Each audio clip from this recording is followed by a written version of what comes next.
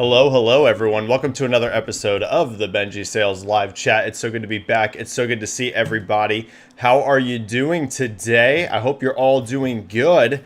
I am hoping that we're going to have a good turnout today because holy cow, the number of good topics we have today is really, honestly, pretty amazing. It is lined up to be one of the best weeks we've had in a very long time in terms of discussion topics. We are going to be at no shortage of things to discuss because, wow, we've got news for basically everyone, everything, everywhere. Nintendo, PlayStation, Xbox, third parties, tons. There is so much to break down in today's chat. So I'm hoping we have a good turnout. We'll have to see how it goes, but I'm hoping it turns out pretty good because it's a Friday. I've noticed Fridays don't get as good a viewership as whenever I do it on like a weekday because it makes sense. People are busy on Fridays. But we'll see. Hopefully we have a good turnout because holy cow, the amount of things that we have to discuss today is going to be awesome. My setup's a little different, which you're going to notice. I absolutely hate it. I'm going to be going back to where I was before on next week's chat. I basically have been cleaning up this, room that I told you guys I was going to because it was a hot mess. And I've been moving some stuff around, and I literally hate the way this is set up now. I'm going to go back to where I was next week because the natural lighting from the window looks so much better than this like terrible lighting I have right now.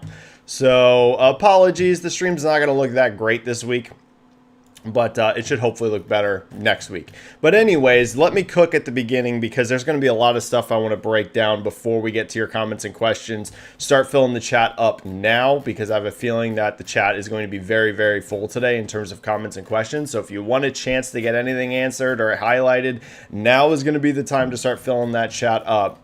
And what are these good topics that I've been, basically saying that we're going to discuss today? Obviously, you guys are going to know pretty much probably most, if not all of them. But I am going to break it all down first really quick before we get to your guys' stuff because there is a lot. There's a lot I want to highlight. So probably the first biggest thing that's going to get the most discussion on this week's episode is going to be around Xbox, right?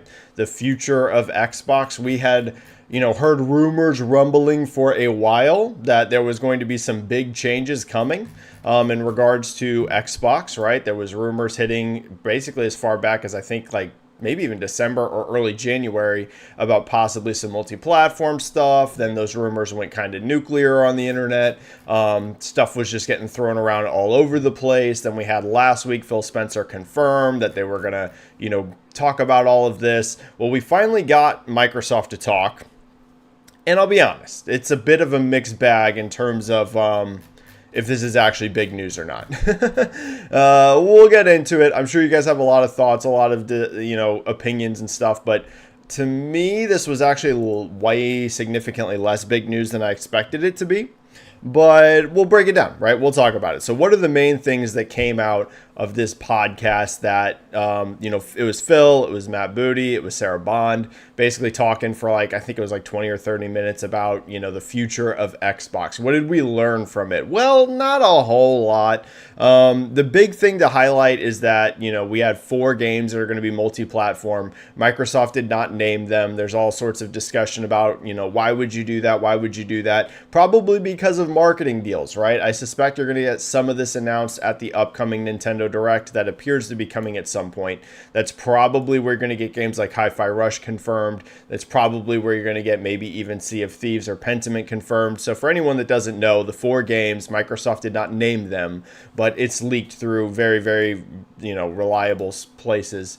The 4 games are Hi-Fi Rush, Pentiment, Grounded, and Sea of Thieves, right? So those are the 4. Not exactly the biggest games in the world. I mean, Sea of Thieves is a major title. Absolutely. Grounded has done pretty well, but was developed by a very small team. Pentiment, as we know, is a very small game, and Hi-Fi Rush is also a smaller sized game. So it wasn't the rumors that have been floating, Indiana Jones, Gears of War, Starfield. Now just wait, I know some of you are going to say, but those haven't been, deconfirmed really. It's just not part of these 4. Exactly. So essentially what Microsoft said here in regards to multi-platform is an extension of the thing we were talking about before, case by case basis, right? They're definitely moving more into multi-platform development. There's no question about that. I mean, the fact you got these 4 period is confirmation of that. And like I told you guys before on, it might have been last chat or the chat before, that's not going to be the end of it, right? There would be no reason to just port a few random games and then just instantly stop. Like, now we're not porting anything else. We ported these 4 games randomly that 1 year, and now we're porting 0 more games. And a lot of people are like, well, it's still confusing and stuff. To me, it's not really that confusing. Essentially, the way I see from what Microsoft's doing, they're going to probably release most stuff still exclusive at first. Most stuff, and the big outlier here is potentially service-based games. But I think most of their big single-player games, they're going to be launching them as timed exclusives, essentially. And the timing on that exclusivity is probably going to be a huge variable window, depending on how much they feel a game is actually impacting their hardware, actually impacting their subscriptions, things like that. Here's the thing. It's going to cause a ton of discussion on every single game they launch. Well, when's it going to PlayStation? When's it going to Switch? When's it going to PlayStation? And that's just something people are going to have to deal with. But they're probably going to be launching most of the stuff exclusive at first. Once it's gotten through its importance window, we'll say, right? Like, for example, I've talked about this before. Is anybody going out and buying an Xbox console right now or subscribing to Game Pass right now to play Pentiment? No. That doesn't mean Pentiment's not getting new players, but no one's going out there to buy an Xbox specifically just so they can play Pentiment or signing up to Game Pass at this point just to play Pentiment.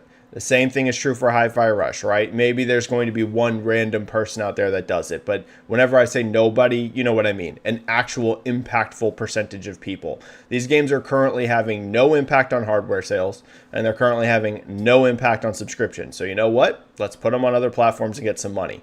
I think that's probably the strategy Microsoft's talking about here when they say we won't roll anything out. We're going to see how things go. Essentially, once a game has gotten through that window of being important, they'll probably put it wherever, right? Just to drive additional revenue. So do I think that there's a chance Starfield one day is going to go to PlayStation 5, even though it wasn't announced here? Sure. I could absolutely still see Starfield going to PlayStation 5, but that probably wouldn't be until they feel it's having no real impact on their business right now. So again, they didn't outright say anything in terms of confirmation of what future games. They didn't give an exact, window on when things will launch or what will launch. But I would, if I'm an Xbox fan or even a PlayStation fan, if I'm somebody that's like, what is the strategy here? That to me appears to be what they're doing. They're just letting these games launch, somewhat exclusive at first, seeing how it goes, and then eventually porting them to other platforms once they've reached their window. The big, like I said, exception here is going to be service-based games.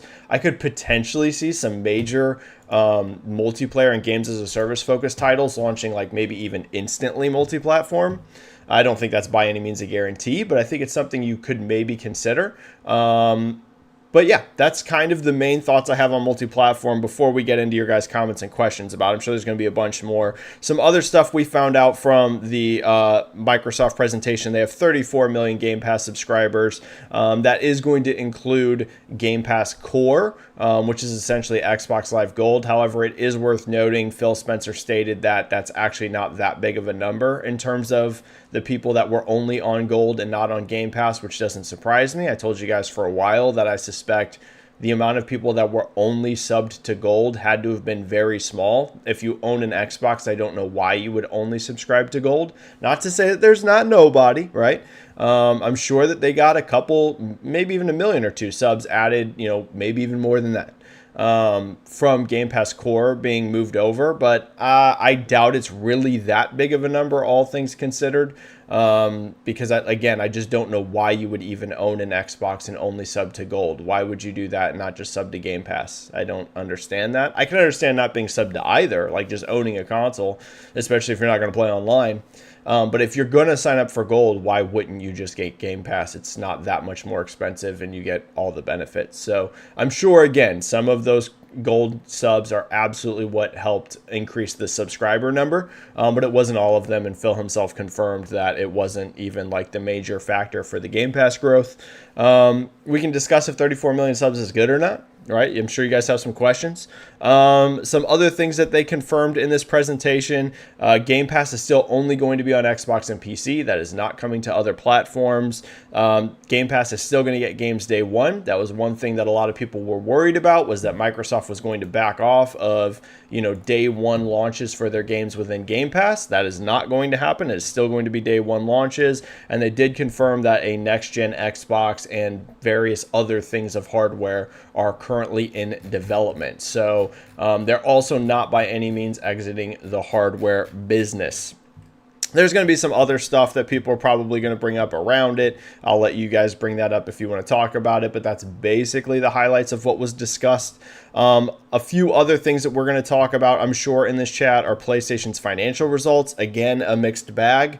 That seems to be the industry by and large right now, is a mixed bag. There's a lot of discussion about it. I think there's a potential reckoning for the AAA industry incoming. And you guys know what I've been warning about forever. I won't even say the phrase right now that you all know I'm thinking, because someone's going to bring it up and I'm going to say it. But you guys know exactly what I'm going to say. But for the PlayStation results, again, a mixed bag, to be honest with you. 8.2 million PS5 shipped for the quarter. Sony confirmed they sold less than they expected during the holidays. PS5 is now at 54.8 million lifetime. Spider-Man 2 has sold 10 million units, which is actually fantastic. I've seen some people try and phrase that as like a bad result for Spider-Man. Keep in mind that's not on PS4. The actual attach rate for Spider-Man 2 is fantastic. It's over 10 million, and there's 54 million PS5 shipped out there. I mean, that's a strong attach ratio, to be honest with you. Very, very strong. So Spider-Man 2 is doing excellent, especially considering the install base. So, yeah, great results for Spidey. 123 million monthly active users for PlayStation. 16.2 million first-party games were sold during the quarter, which is down year over year. The digital software ratio is at 66%. And the other major thing to note out of these Sony's financials is, profit is very bad in terms of margins, right? Their revenue is extremely high, but their actual profit margins are not good.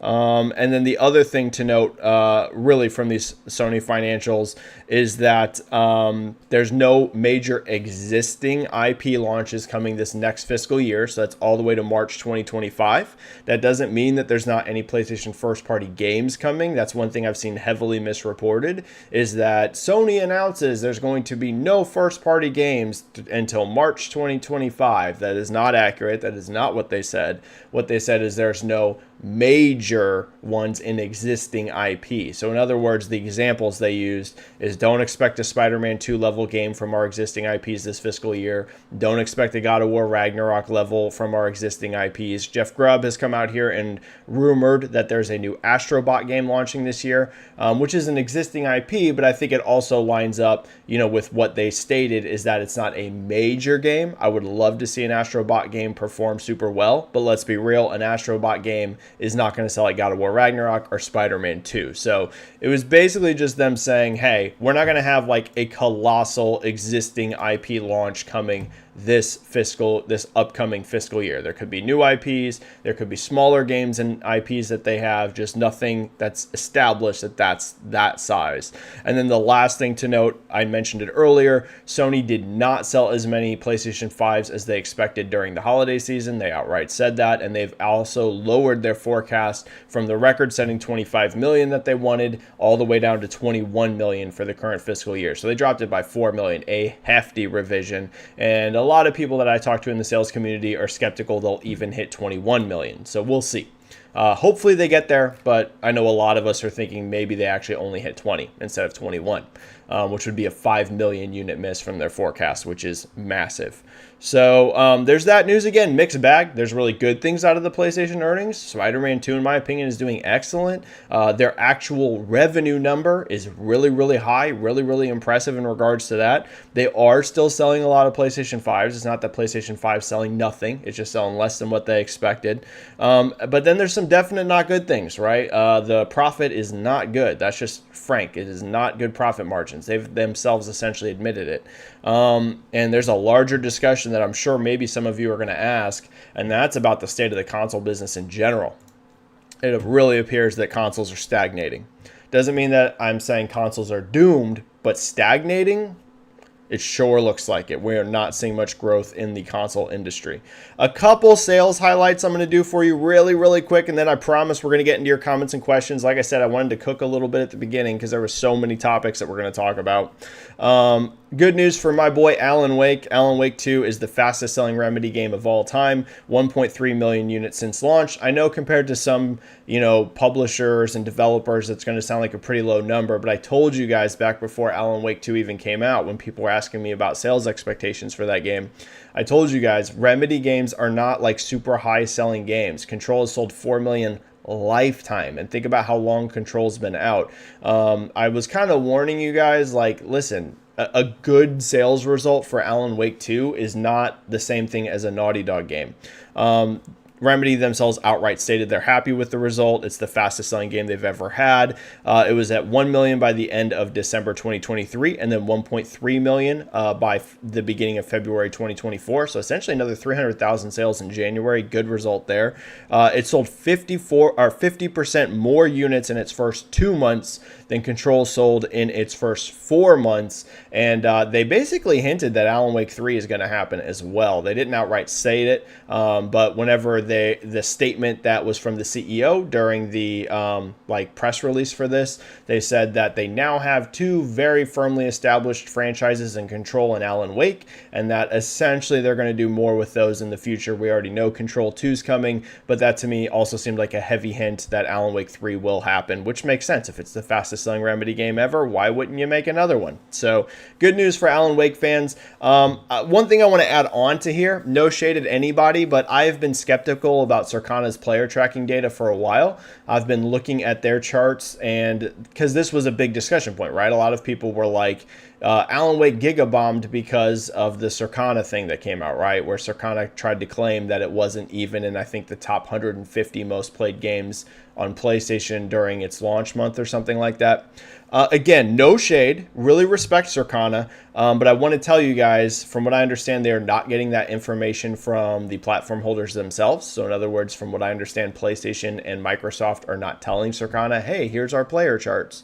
So they're kind of using their own methodology to come up with this. And then the other thing I want to note is I've seen some things that just have looked very off to me for months on those charts, particularly Baldur's Gate 3 to me has not looked accurate at all. And again, Microsoft and Sony also publish their own player charts, which would not line up with things that Circana is publishing. So no shade. I really, really like Circana. I really, really respect what they do for the actual sales tracking. Sales tracking is different than player engagement tracking. The sales tracking is very real data. It's absolutely, things that are coming from the actual publishers, developers themselves. This is no shade on anything like that in terms of sales tracking. I will tell you, though, that for a very long time, I've been a bit skeptical of their player tracking because I've seen a lot of things that just don't look accurate to me.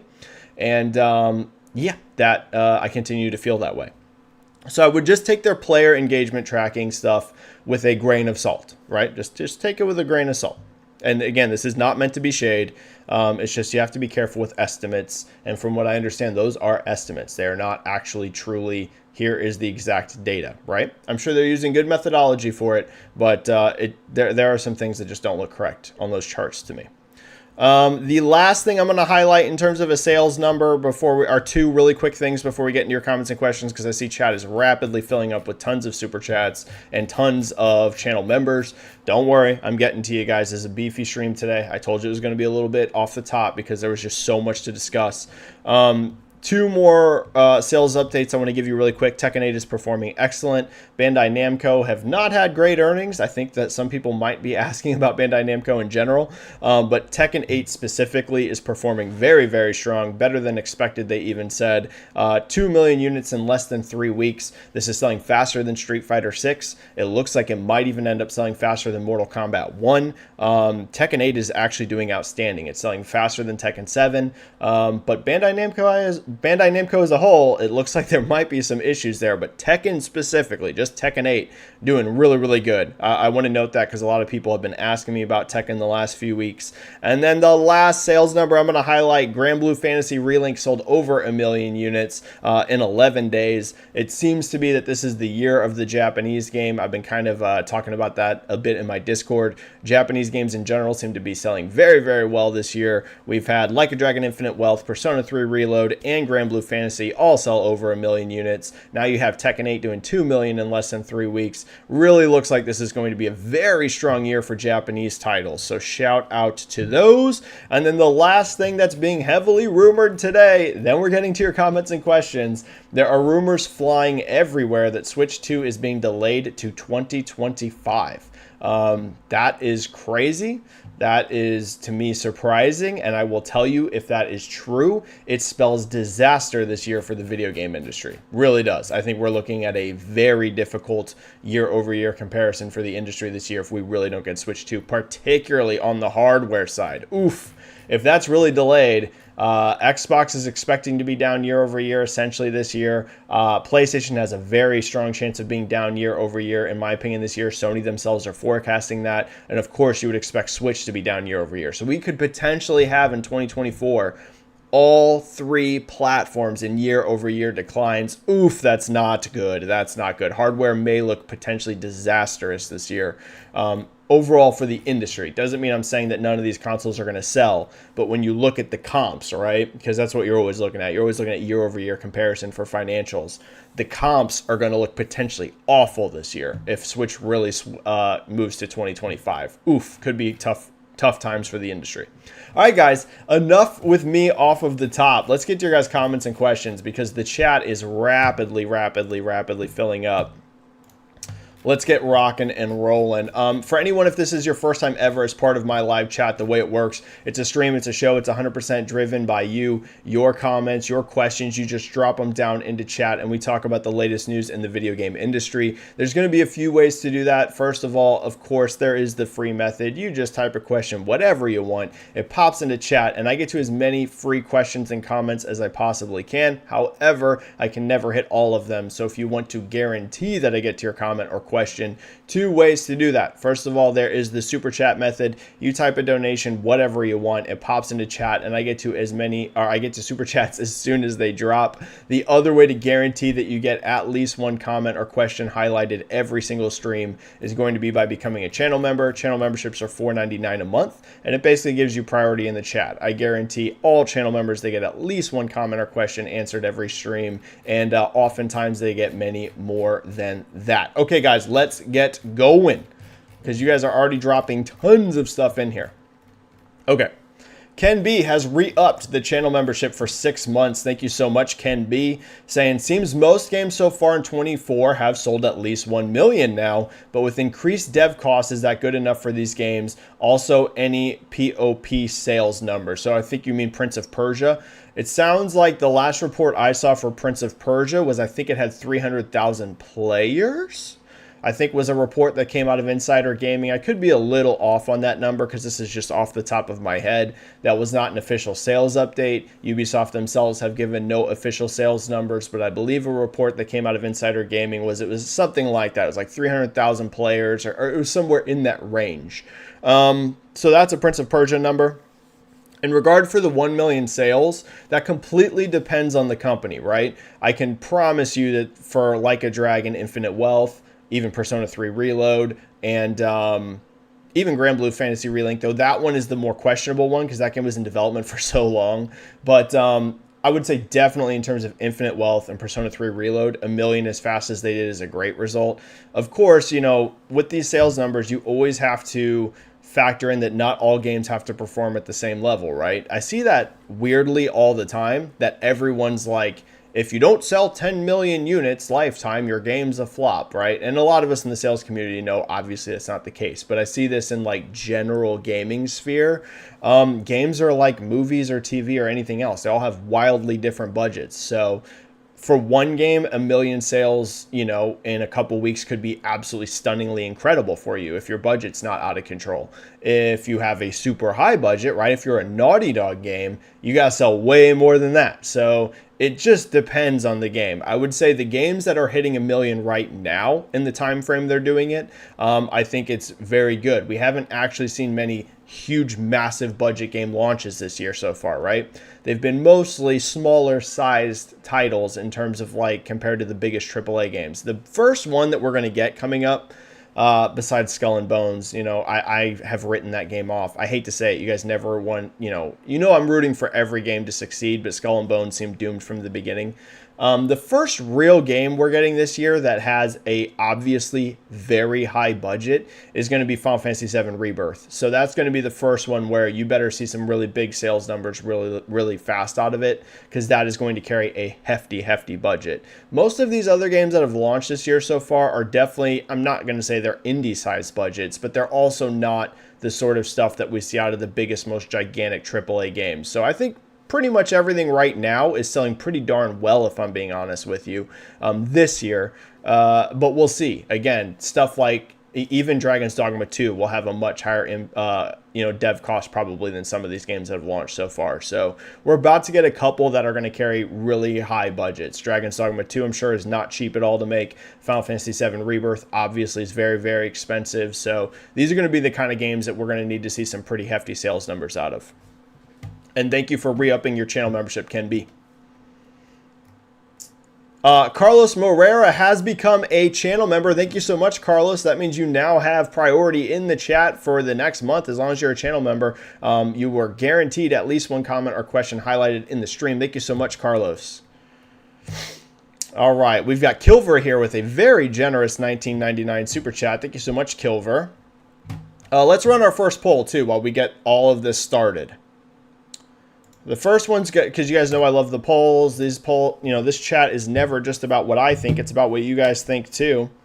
Let's do the first poll about, this is just going to be a general question, and we can get into specifics later. But what did the podcast make you think about the future of Xbox?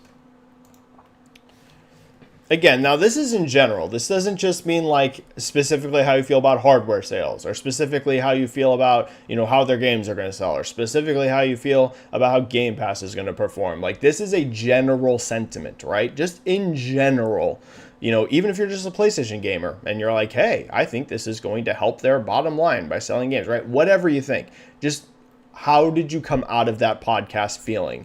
We will say optimistic / better than before. So in other words, you came out of that thing and you're like, wow, I actually am more confident in Xbox than I even felt before. We'll say no change / feel the same as before. So in other words, it didn't really change your opinion of Xbox, right?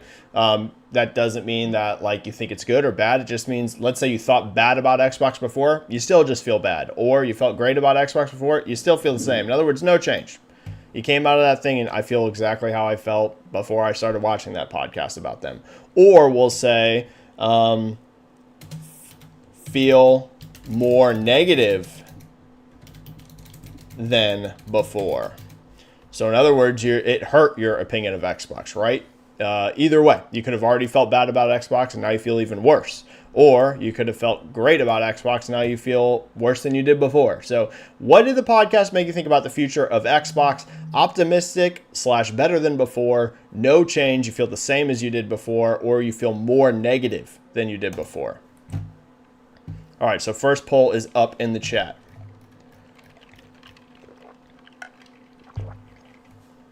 What's up, JCat? Great to see you. And I did change my room, JCat, but I absolutely hate it. So the current lighting looks so much worse than it did before. So I'm going to change it. All right.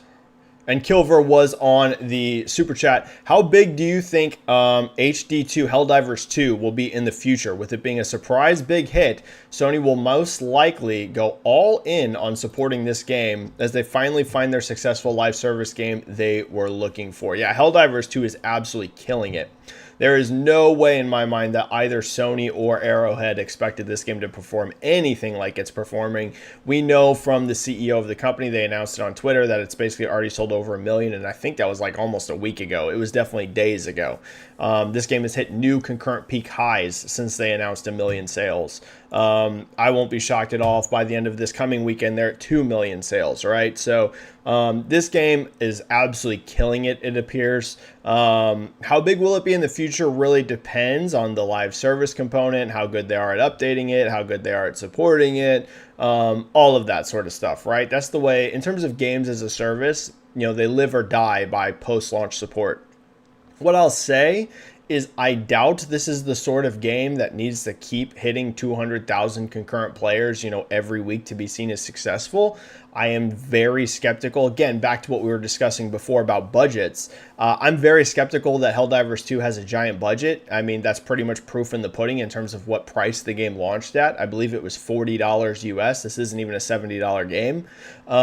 So do I think this needs to keep the sort of player counts that like a Destiny 2 needs to keep to be considered successful, right? Something like Destiny 2 has an enormous development team on it. That game needs a lot of players constantly playing it to be remotely profitable. Helldivers 2, granted, you don't want it to go down to 0 players, but I don't think they need to keep anywhere near the level that Destiny's keeping. People seem to really, really like the game, so I would say as long as they have a good post-launch support for it, as long as it keeps a steady stream of players on it, I think, yeah, it will definitely be a long-term success for them. Again, I am not expecting this game a year from now to still be doing 200,000 players daily. I'm just not. I think there's almost no chance of that. But if they can keep a steady, healthy player count on it, sure. And it's definitely going to be, in the short term, a very big financial success. There's just no doubt about that. That's doing extremely well for Sony. I think that this is going to be a huge message to Sony about the importance of being day one on PC for games as a service. I'm sure some of you are going to have questions about single player as well. But to me, this is now no question about it. You absolutely have to launch your games as a service day one on PC if you're Sony. You can't do console exclusive games as a service launches. It makes no sense. Absolutely no sense. We know from the CCU numbers that the CEO has been putting out that at minimum, Steam is about 50% of sales, it looks like. And again, it could be higher, it could be a bit lower. It's hard to say. We don't have an exact platform split from the CEO, but he has multiple times told us the CCU numbers across console and PC. And that has changed by percentage depending on the time frame, but it's been right around half. So you're talking 50% of your sales potentially is from PC. Yeah, that's pretty dang important, right? So Sony's absolutely got to prioritize games as a service being day one on PC. Absolutely, no questions asked. Super Donut 1988 with a 5 super chat. Thank you so much, Super Donut. Benji, is PlayStation doing okay? What are your thoughts on the CEO's comments on PlayStation Studios on understanding business? Like I mentioned off the top, in terms of is PlayStation doing okay or not, it's a bit of a mixed bag. Overall, are they doing good or not? I would say for sure, right? This is a brand that is still selling a ton of first-party software. It's a brand that is still selling tons and tons of consoles. I mean, they're going to miss their forecast, which was a massive forecast. But again, we're not talking about a console that's selling nothing. At minimum, it's probably going to ship 20 million units. I mean, that's a lot of PlayStations, right, in a year. So, like, there is a lot of very, very good takeaways. Their revenue is extremely high. There's a lot of still stuff that's very, very strong with PlayStation. But here's the thing, and this is going to go back to what Microsoft. Here. Some people are not going to like the things that Phil Spencer said during that podcast. They're going to think it's wishy-washy. They're going to think, whatever. Here's the thing that Phil was very, very correct on. I mean, he was just spot on it. And we're seeing this play out. The console space isn't growing. It's just not. It is not growing. Consoles are stagnating. That doesn't mean that, and that includes PlayStation. It's not just Xbox. PlayStation is also stagnating. Now they're stagnating at an extremely high number, right? PlayStation 5, I guarantee you, is still going to sell 100 plus million units lifetime. But is the PlayStation 5 going to significantly outsell the PlayStation 4? No, it's just not. In fact, it's still tracking behind the PS4. And in fact, that gap is potentially starting to widen again. So consoles in general are stagnating. They just are. That doesn't mean consoles can't sell a lot. PlayStation's on its way to 100 plus million. I'm sure the Switch 2 is going to sell 100 plus million. But in general, that's not a significant jump over the previous generation. Switch 1 was a huge jump over Wii U. But do I think Switch 2 will be a huge jump over Switch 1? No. In fact, I expect it to sell right around the same, if not a bit less. Hopefully it sells more, but I'm not expecting that. Will PlayStation 5 significantly outsell PlayStation 4? No. It's just not going to. Is the Xbox Series going to, significantly outsell the Xbox One? No, it's just not going to. We are in a stagnant console market where the console is kind of hitting its upper bound limits on what it can sell. Could that change at some point in the future? Sure. But the current data points to consoles are very much in a stagnation phase. So the way these companies work is you can't stagnate. You can't. Unfortunately, that's the way that finances work. Investors always want to see growth. If they're putting money into a company, they want that money to turn into more money. So that's why we are in a system where everything has to constantly be significantly growing. If you're in a situation where consoles can't rapidly expand over where they were in previous generations, if they're going to sell right around the same or not, where are you going to get that growth, right? That becomes the big question.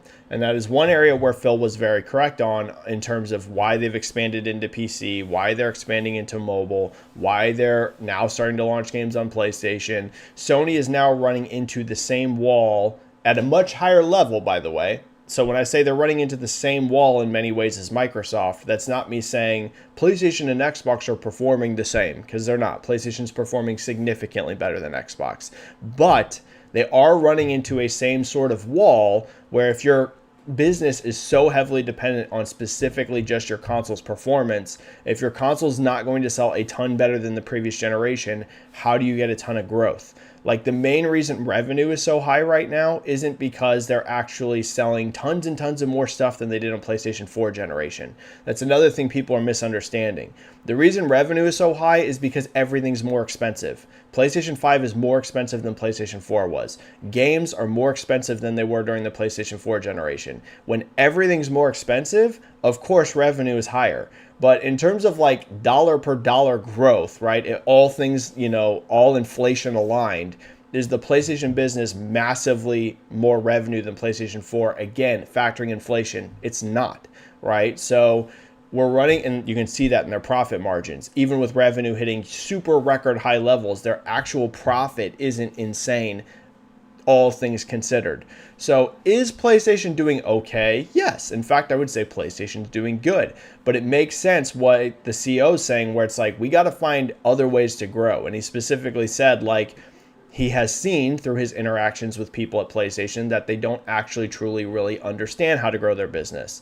And that gets into the multi-platform comments, right? I think the main area you're going to see PlayStation expansion is PC. I think a lot of you guys that are hardcore PlayStation fans need to buckle up for day one PC launches, including on single player. Do I think that's going to happen this year? No. Do I think you're going to see day one single player launch for, potentially even in the next few years? Probably not, maybe. Do I think that day is inevitably coming? There's not a doubt in my mind it's coming. It is absolutely coming. So I think the thing that you need to prepare for now, if you're someone that's hardcore PlayStation, is that games as a service is already going to be day one. I think you're going to see a lot shorter window on these games hitting PC day one. A lot of them have been delayed, right? Pretty delayed. You've seen, The Last of Us come quite a bit later to PC. You've seen Uncharted come quite a bit later, right? Even Horizon Forbidden West, it's been a few years. That window is going to get rapidly shrunk. Even on the single player games where they're not day one on PC, they are going to shrink that window because they have to get growth somewhere. And I don't think that Sony's going to be in a rush to put their games on other platforms in terms of consoles, because I think Sony still absolutely sees Xbox as a competitor and they see Nintendo as a competitor. They got to get growth. Like, you have to grow somewhere. And the most obvious sitting there example is PC. The current method they're doing isn't going to get them a ton of PC growth. It was whenever they first started doing this initiative because there was no games on PC. Well, the thing is now they have games on PC. So now the comparisons, as these years build up, you don't just magically get additional growth because you're going to be compared to times when you already had PC launches. They'll have to do new things to drive even more revenue. Games as a service day one, shorter window on single player games on PC, and I'm telling you, one day you will get day one PC launches for single player games. It will happen. I don't know if even it'll be in the next 2 or 3 years. At some point, that is coming as well, for sure. But again, overall, PlayStation's doing good. Maker of Chaos 12 with an incredibly generous $20 super chat. Holy cow, Maker. That is very generous. The same thing with Kilver. He also had basically a $20 one. Thank you so much. Hope you're doing well, Benji. Do you think some of these titles coming to rival platforms could get some people to get Xbox? Since Xbox games will first release on Xbox. I think Call of Duty marketing / promo could also boost Xbox sales. Well, this is one thing that Phil Spencer said that he thinks could potentially happen. I will tell you, I'm not ultra optimistic about this scenario. I told you guys, I think last week, I think Xbox just has a brand problem, especially in mainland Europe. I will tell you that this is a scenario I'm not ultra optimistic about, that someone will play Hi-Fi Rush, for example, on their PlayStation 5, and then when Hi-Fi Rush 2 comes out on Xbox, suddenly they'll come out and buy an Xbox for it. Could there be some of those people? Sure, but I will be honest with you. I think the main bonus that you'll get out of this whole, starting to go multi-platform shift for them on some stuff is just going to be in their content and services result. I think you'll just get, additional revenue through that sort of stuff. I don't suspect you'll see a giant uptick in hardware. For hardware to improve, Microsoft would have to really turn their brand image around. And that's something that will just take time. Maybe they can do it. But here's the thing. I try and be optimistic about the industry in many, many ways, and that's because I love the video game industry. I have no optimism around Xbox hardware. I just don't. There was a time I did, especially at the beginning of this generation when Series was selling incredibly fast. I will tell you the last 12 to 16 months has really eroded my confidence in Xbox hardware. So I'm at a spot with Xbox hardware that I'll believe it when I see it. That sort of scenario where it's like, okay, I'll be optimistic about Xbox hardware performance again whenever I actually can see them selling that. Until then, I'll be honest with you, I am optimistic about Xbox's business. I think they have potential to make heaps and heaps and heaps of money, particularly through content and services. But am I super optimistic about their hardware? No, I'm just not. I'll believe it when I see it, sort of thing. All right. Hamishly Ford has re-upped their channel membership for 10 months. Holy cow, Hamish. You've been a channel member, I believe, since the month I started it. Thank you so much, Hamish. And Hamish is saying, hello, Benji. Hope you're doing great, brother. Have a great stream. I'm doing so much better than last year. It's insane. It's a massive improvement. So thank you so much, Hamish. I think we're having a good stream. And we're going to be going for a while. So don't worry. It's going to be a beefy one, considering the number of topics. Mr. Real Shane with a $2 super chat. Is Suicide Squad Kill the Justice League a hit, flop, any hard data? So, Mr. Real Shane, we do not have any hard sales data for this game. So, anything that I give you in terms of is it a success or not is going to be completely just me estimating things based off of charts, right? Which, again, you can never know for sure how a game's performing until you actually get a hard piece of data out of a publisher or developer, mostly because, so much of this is kind of, I'm trying to think of the way to say it. Like, so much of sales data now is so spread out. Like, it used to be, back when I started in the sales community, I've been online talking about video game sales since 2006, right? So I've been doing this for almost 20 years now, right? Not quite, but going on 20 years, I've been part of the sales community, which is crazy for me to say out loud. I can't even believe that. But I'm going on 20 years in the video game sales community. Back when I started, you could just like look at NPD physical charts and Japanese physical charts and whatever physical charts you could get back then, and you would have a very strong idea how a game's performing.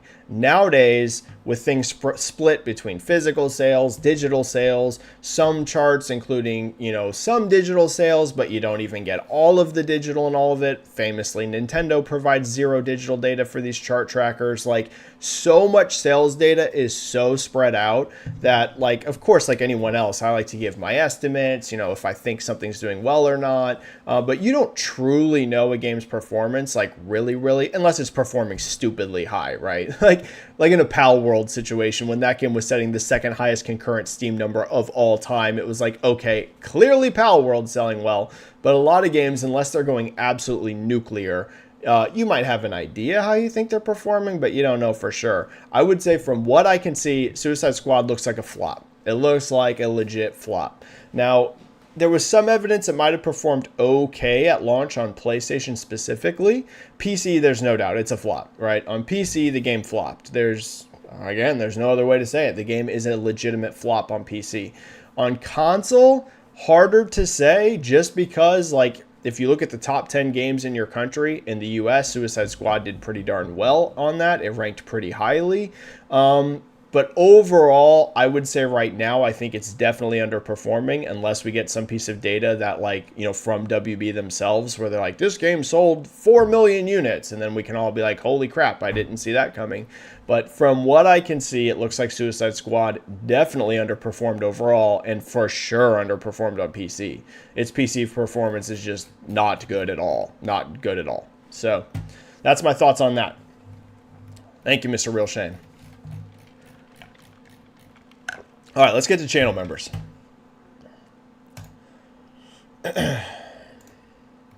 Joe Secchi. Hi, Benji. The Xbox podcast was the Phil Spencer special. Overpromise and underdeliver. Mostly void of any real new information, an impossible promise of biggest hardware jump ever, and confusing messaging about the Xbox sub numbers and how many Game Pass users will actually get Diablo 4. That said, I think they will find success on PS5 and Switch. I was more interested in the PlayStation. Okay, so first we'll do your Xbox part.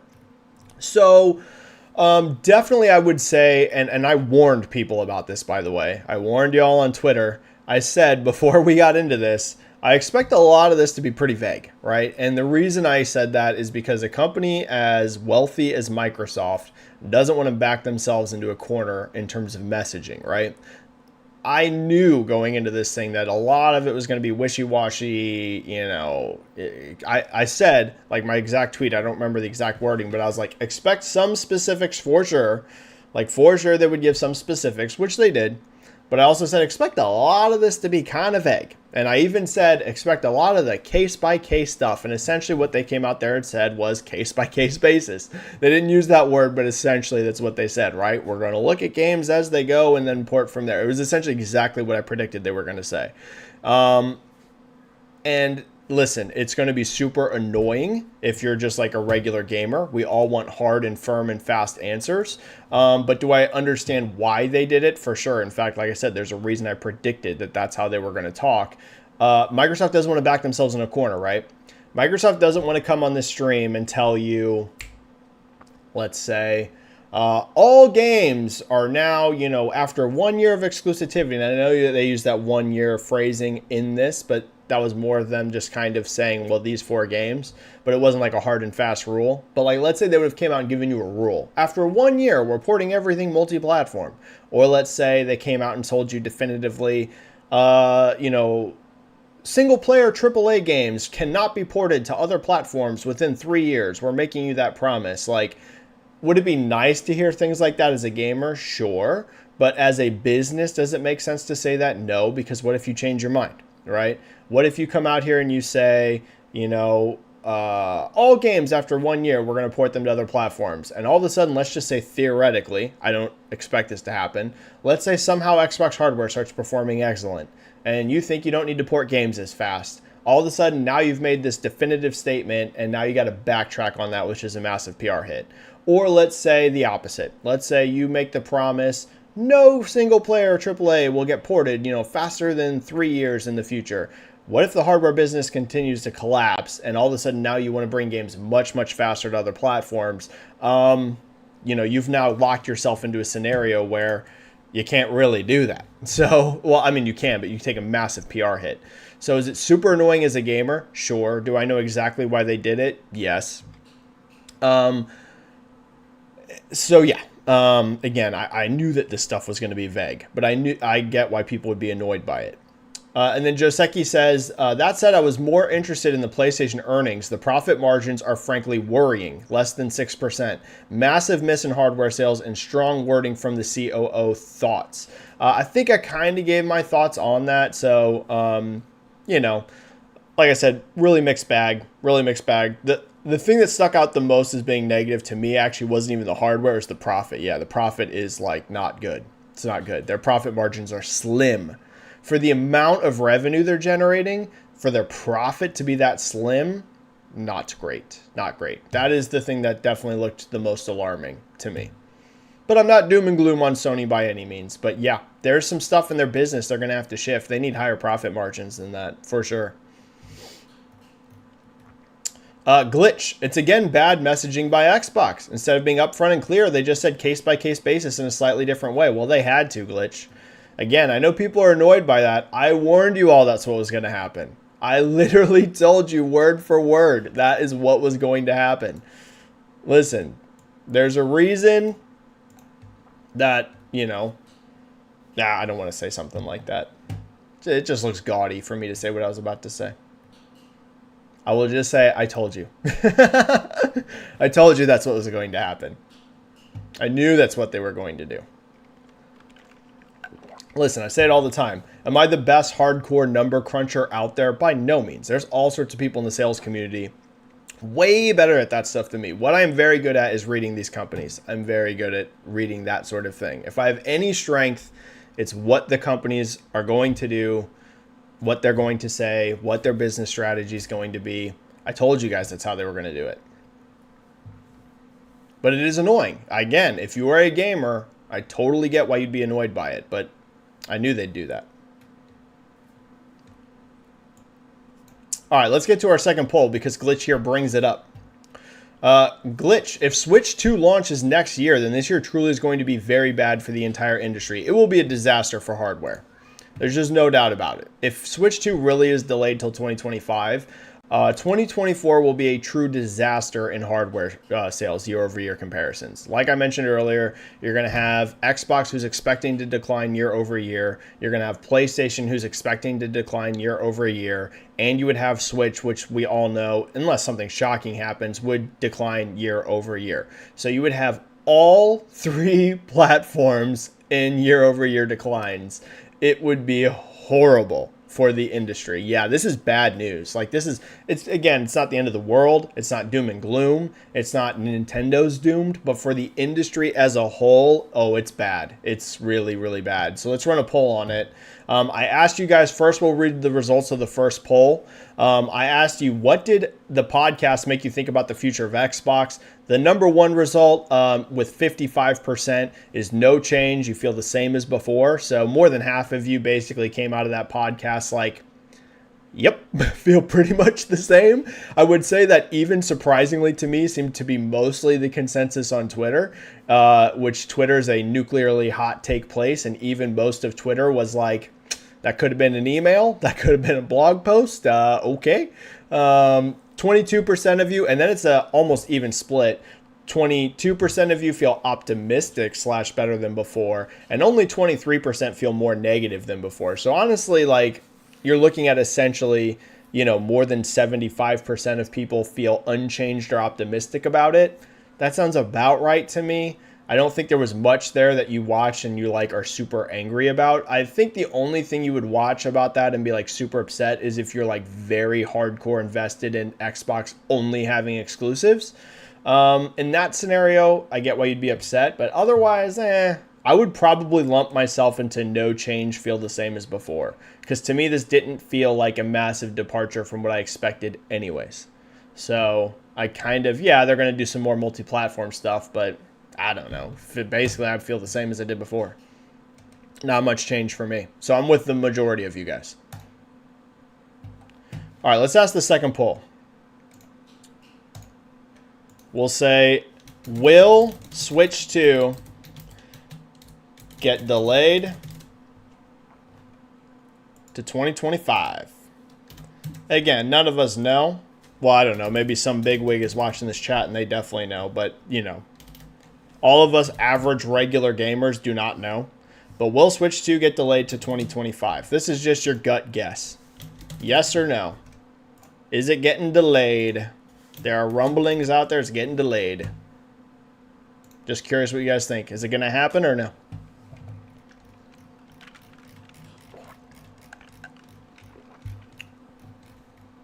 All right.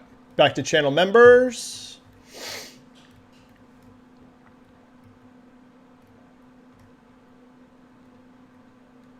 David Langer. Indie games are where it's at, with games like Baldur's Gate 3, Palworld, and Helldivers 2 all crushing it. Palworld I definitely would say was like kind of like an indie-sized game. Baldur's Gate 3 and Helldivers 2 I would not classify as indie, but they are definitely independently owned companies. It's like weird, right? The whole indie thing has become like a weird blurry mess.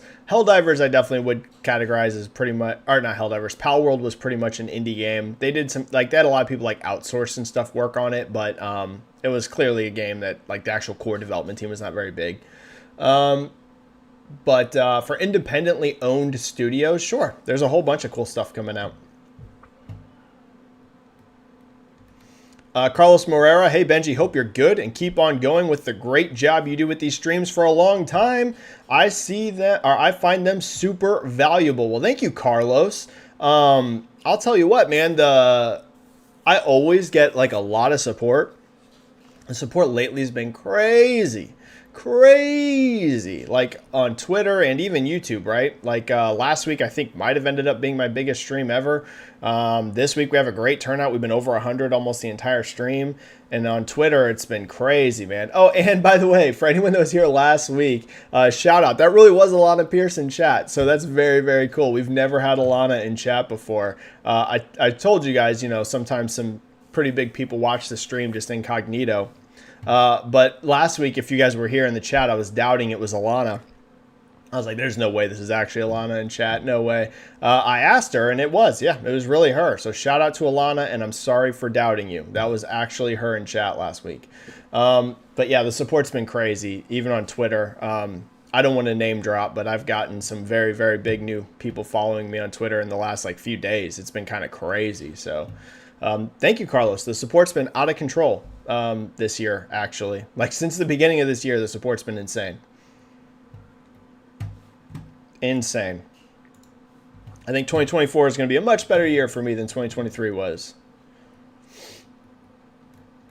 All right, Dave Langer here. PlayStation will be fine this year with Helldivers 2 already doing well and Final Fantasy VII Rebirth, Stellar Blade, and Rise of the Ronin all come out over the next couple months. Fine, I would say yes. Great, no. You know, they were expecting hardware declines, not massive first-party franchises, you know. Will they be fine? Absolutely. Am I expecting that 2024 is going to look like the best PlayStation year ever in terms of even financial results? Not at all. But good still. Good, right? They're going to be fine. Like you said, they're going to be fine. They're going to do good.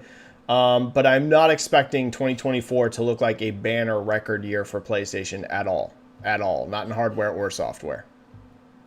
But fine. Yes, they're not doomed. Don't be doom and gloom.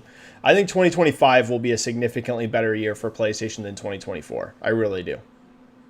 overall, right? Like as an umbrella. I don't know that you will see like higher hardware sales specifically or anything, but things just look to be lining up that 2025 would be a much better year for PlayStation than 2024 is going to be. But again, not doom and gloom. Fine. They're going to do fine.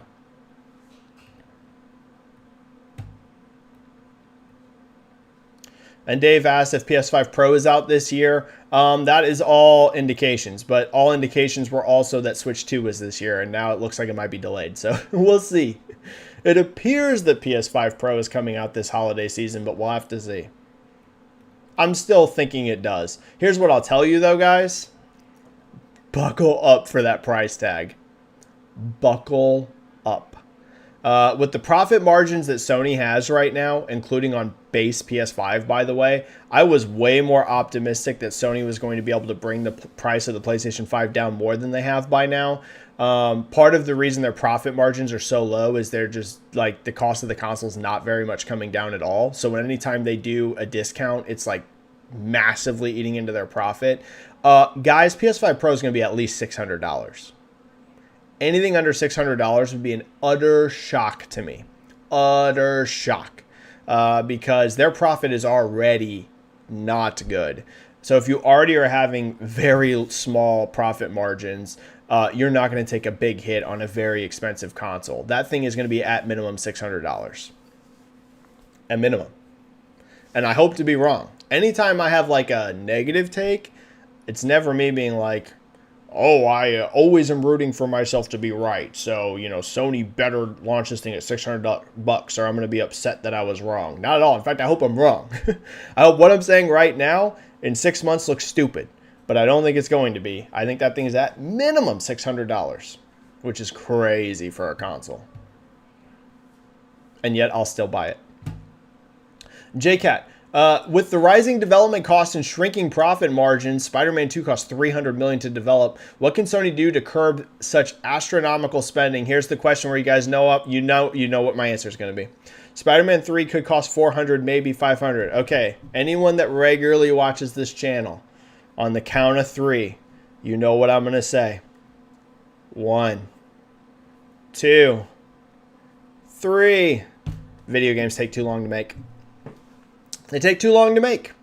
So if video games take too long to make, which is a current fact, right? They just take too, it's not my opinion, it's fact. They take too long to make. So with video games, and again, every time I say that, never a shot at a developer. I understand the developers are doing everything they can to get these games out. It's just the reality is games take too long to make. It's unsustainable. So here's what I'll tell you right now. If the industry cannot find a way to bring down development times. Okay, I want to be very clear what I'm about to say. There is a reckoning for the AAA industry coming. A reckoning. Video games cannot continue to take 5 to 6 years on average.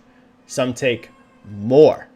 So, on average, if this does not come down, if the average game takes 5 to 6 years, there's a reckoning for the AAA industry incoming. In fact, we're already seeing the beginnings of it, and that will only get worse.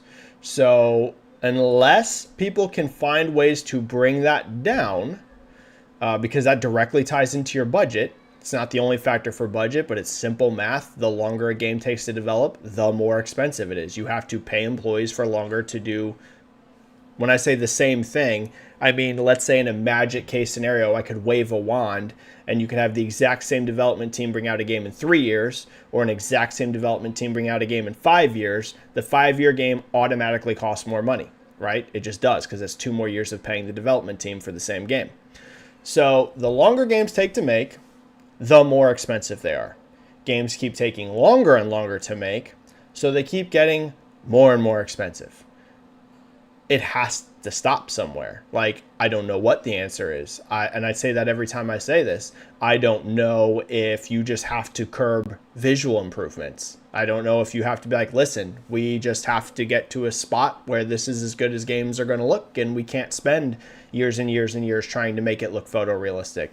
I don't know if it's, hey, not all of these games can have to be 50, 60 hours. We got to start making them shorter. I don't know what the answer is. But as long as games continue to balloon in development team size, there's no fixing the industry. I've been telling you guys this for years. The only things you're doing are Band-Aids. Everything's a Band-Aid. It's like if you're in a leaking boat and the boat's taking on water and you're just patching the water holes as it keeps coming in. But what's the problem? The problem is the water, right? The problem here is development time. And it's not the only problem in the industry. There's other ones too.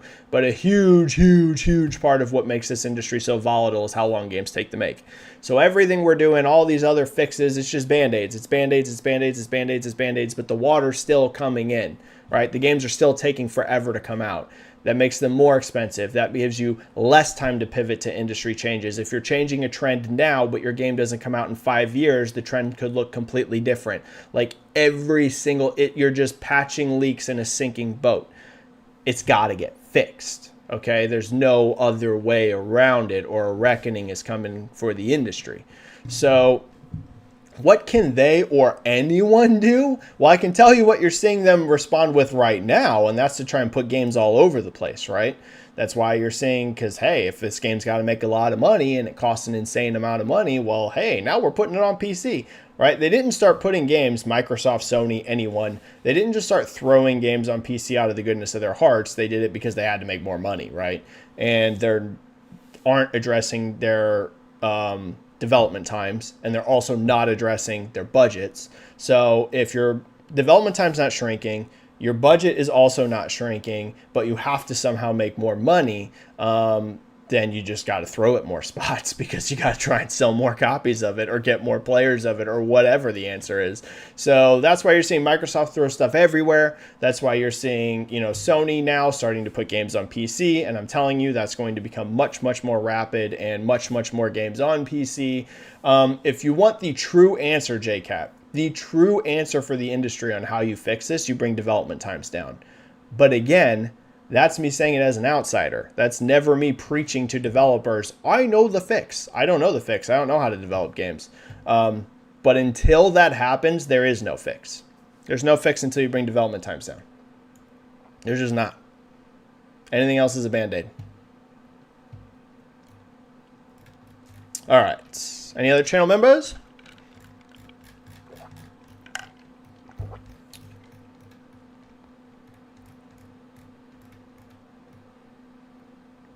Joseki, VGC just confirmed that multiple sources of their own confirmed Nintendo briefed third-party Switch 2 will launch Q1 25. Reason is the same of Switch 1 delay, first-party software not being ready. Well, dang. Okay, well, that ties into our chat poll. Right now, I asked you if it's going to get delayed till 2025. 65% of you said yes. 35% of you said no. It's sure looking like that's a yes. Holy cow. This is disastrous news for the industry. Again, not disastrous news for Nintendo. It's not doom and gloom for Nintendo. There's still, you want to talk about a company with healthy profit margins, Nintendo. Right? We're doom and glooming, right? I feel bad. Okay, we just did a ton of doom and gloom, right? On the AAA, what's happening there, and Sony's profit margins. Let's have like an upbeat moment, right? Nintendo. Yay, Nintendo. Great profit margins. Woo! Happy Nintendo. We love you, Nintendo. But yeah, this is horrible for the industry. The year-over-year hardware declines are going to look brutal. Brutal. So that's rough, man. That's rough. Dorian Gray.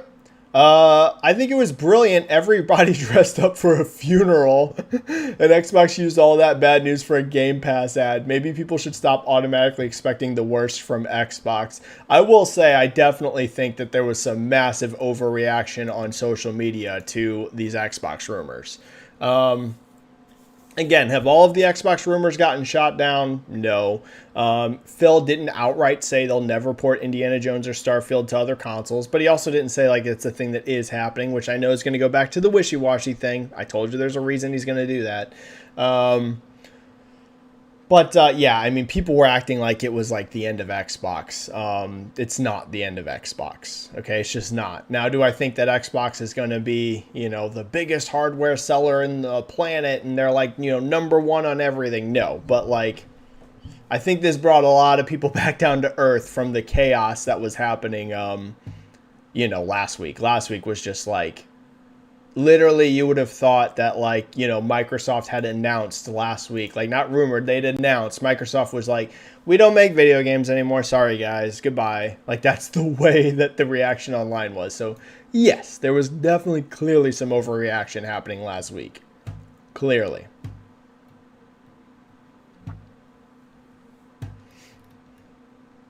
Can be. If Switch 2 gets pushed, then 2024 will be down 2025, but 2024 will be down, but 2025 will be massive with that and Grand Theft Auto. Yeah, 2025 is just lining up to be a way bigger year than 2024. I was telling you guys that it was looking that way to me like a month ago, and I was shocked to even say that back then, because I was like, 2024 is like here, and yet already 2025 looks better to me. And I was saying that because you get Grand Theft Auto and a new Monster Hunter game in the same year. Like, right now, there's nothing announced in 2024 that's on the level of those two games besides a Call of Duty, right? Which gets every year. So Call of Duty basically doesn't even count. There's like nothing else. 2025 already has 2 announced games that are bigger than anything this year besides Call of Duty. And Grand Theft Auto will be bigger than Call of Duty, but Monster Hunter probably not. But like the combo of Monster Hunter Wilds, I think that's what it's called, right? And GTA 6, that's bigger than anything this year. So it's like, 2025 already was looking better than 2024. Now, if you push Switch 2 into 2025 as well, yeah, 2024 may be a sucky year for the industry. And whenever I say that, there's still going to be a lot of great games. But I'm talking like business, financials. Like 2024 may be a kind of year. But 2025, man, that it's going to suck going through this year for the industry. But 2025 could be insane. Yeah, I agree, Ken. If you get Switch 2 plus GTA 6 plus a new Monster Hunter plus some other stuff, yeah, it could be a crazy year.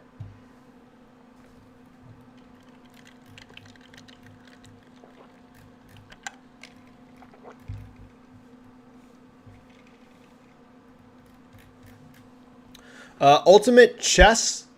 It's cutting out. Ultimate Chess members gave me a $1 super chat with no nothing else. Oh, and saying, what's up, Ben? Oh, hey, what's up? Hey, good to see you, Tristan. What's up, man?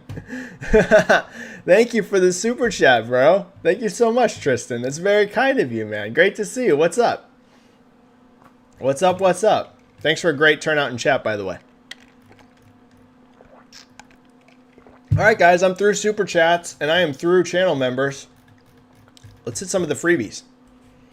I'm still going for a while, guys. I knew this was going to be a beefy stream. So many topics. So there's still a lot we probably haven't touched on that we're going to get to. Let's end this Switch poll. Because we kind of already got our answer for that. Most of you guys thought it was. I think it was like 66% or something. Yeah, 69. Wow, 69%. Nice. 69% of you thought it's going to be delayed. All right, let's do the next poll around. Let's do it around PlayStation. Will we see a single-player game, single-player AAA game from PlayStation launch day one on PC in the next 5 years? Yes or no? Simple question. Curious what you guys think. Will we see a single player AAA game from PlayStation launch day one on PC in the next 5 years? I could see this being a very split vote. I'm curious what you guys think. Maybe it won't be. Maybe it'll be dominated one way or the other, but I could see this being a controversial vote. But let's see. Oh, and I got a super chat from Glitch. Thanks so much, man. 10 super chat from Glitch. PS is much better at keeping customers happy. They have a light 2024 from first party, but they still have multiple console exclusives for their customers. First half of the year for PS5 is packed. I mean, Xbox has a lot this year too, though. They've got Hellblade, they've got Indiana Jones, they've got Avowed. Like, I wouldn't use this year as the example that Sony's got a way better lineup than Xbox. I would not use this year as that example. I would say in general, does PlayStation do a great job of keeping their fan base happy? Sure, right? You wouldn't have the sort of success that they do without that, right? You wouldn't be able to sell 100 plus million consoles every generation, essentially, since PS2. PS3 didn't, but we all kind of know the factors in regards to that. But 2 did it, 4 did it, 5 is going to sell over 100 million. You don't consistently get 100 plus million selling platforms unless you're keeping your customer base happy. Do they do a better job of it overall than Xbox? I would also say yes, actually. I would say yes overall. And again, that's going to be reflected through their, console performance, their exclusive performance compared to Xbox. I wouldn't use this year as that example, though. I definitely would not use 2024 as the example of that. I would not. But I would say overall, sure. Yeah. Overall, do I agree, Glitch, that Sony's done a great job of keeping their customer base happy? Sure. You wouldn't keep having the sales they do or the first-party success they do without it. But using like 2024 as like the example of better than Xbox, I would say no. That is not the year to use as an example. Mostly it's not a dead year at all for Xbox in terms of releases. Could you have used that multiple times this generation? Yeah. There's been multiple years this gen. Xbox has been way behind Sony in first-party software, but this is not the year. 2024 is not the year for that.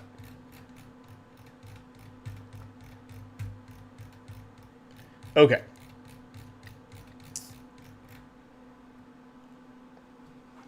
Cameron Swear, I doubt PlayStation 5 hits 20 million. What would that mean for next fiscal? I think they might be able to hit 20. I am skeptical about 21. I hope they hit it. I'm always rooting for the industry to succeed. I hope they hit this 21 million forecast. But again, a lot of the salespeople I talk to are very skeptical of that 21 million number. I think they will hit 20 though. Even if they don't hit 21, I think they'll find a way to get to 20 million. What does it mean for next fiscal? Well, they think they're going to sell less next fiscal than this fiscal. So as a guess, this is a total guess, dude. I could see them forecasting 18 million for next fiscal. Let's say they hit 20 or 21. They're already stating that they expect a year-over-year decline, but I think Sony has been very optimistic about their targets so far this gen. I'd be surprised if they massively pulled back. So let's just say they actually ship 20 to 21 million. I will predict they will forecast 18 million for next fiscal. A decline, but not like an insane one. But I could be wrong. Maybe they'll go super, cautious and they'll like say 15 or 16 million. But I don't think so. Sony's been optimistic in their expectations. So I'll go 18. I'll predict that they forecast 18 million next fiscal year. Zinfamous. If Hellblade turns out to be a 90-plus game on Metacritic and is loved by all, what impact do you expect it to have on Xbox? Oof, this is going to be bad news for Xbox fans, what I'm going to say. It's not a big game like Starfield, but it's not a small game like Pentiment. I will say I expect Hellblade 2 to have little to no hardware impact. Sucks that I'm saying that. Do I think it could potentially sell well? Sure, especially on Steam maybe. Though we've seen that PC Game Pass is cannibalizing even Steam. We have evidence of that through Starfield. Starfield big time got cannibalized by Game Pass on PC. Big time. So here's what I'll say. If Hellblade 2 gets crazy reviews, I could see it selling decent on PC. Decent, not crazy. It's a single player game. It's not a multiplayer game. It's like a linear story-based game, which tend to not be the biggest sellers on Steam in general. Not that those games don't sell on Steam. And I'm not saying single player, but you know what I mean? Like that sort of linear story-based kind of game doesn't usually do the hugest Steam numbers. It's a lot of multiplayer games, and it's also like if it is single player, like RPGs do really, really strong on Steam. The more linear focused type game tends to be a more console heavy type thing, but we know sales will be massively cannibalized by Game Pass on console.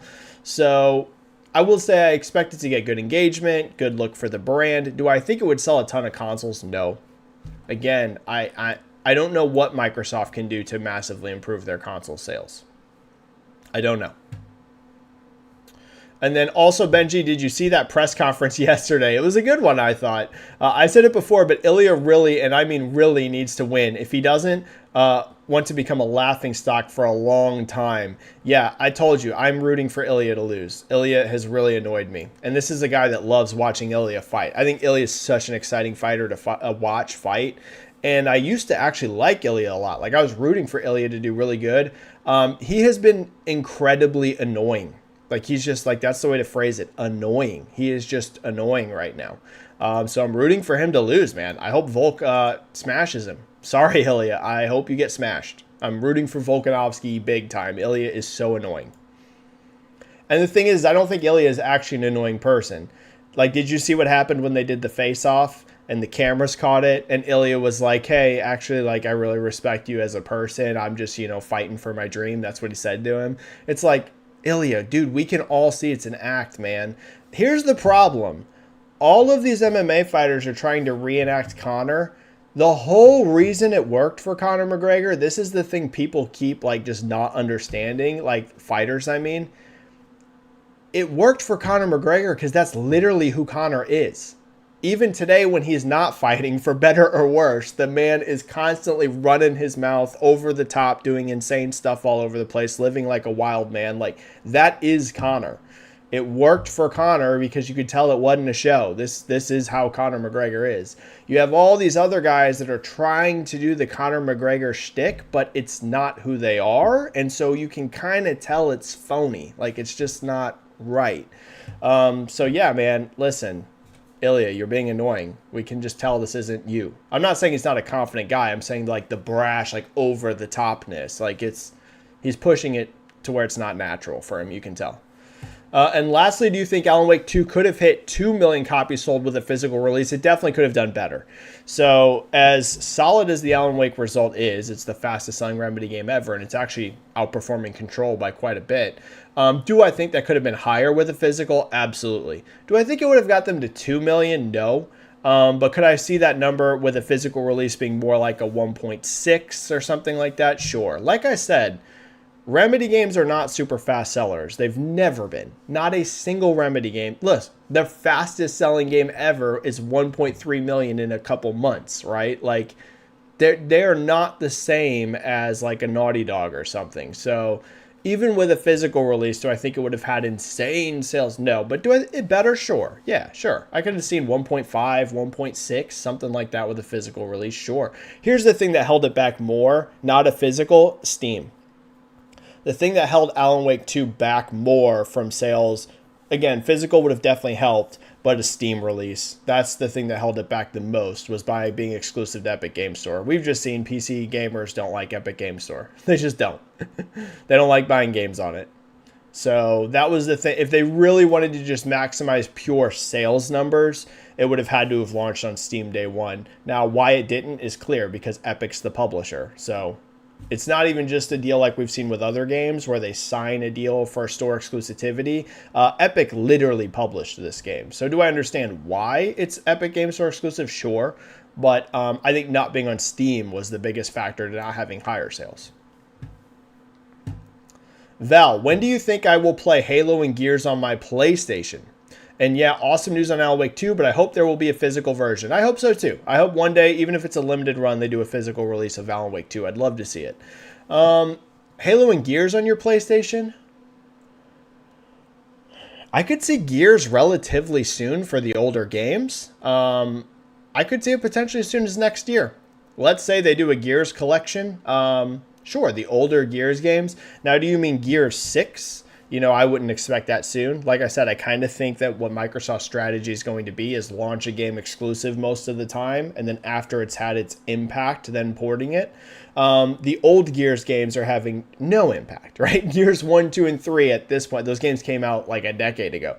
Those are having no impact. So the original Gears trilogy, I wouldn't be shocked at all if you see that go to PlayStation 5, potentially as soon as next year. So I could see that. Again, Gears 6, I think it would be years potentially after it launched on Xbox, but sure. Halo, I don't know. Halo to me is weirder than Gears, because while Gears is associated with Xbox, Halo is like seen as like the Xbox game, right? It's like Mario on Nintendo. Like Halo is Xbox's game. So even though I think that older Halo games are not really pushing Xbox console sales, I think they might be a little more hesitant to port old Halo games than old Gears games. So I would predict you'll probably see Gears on PlayStation before Halo.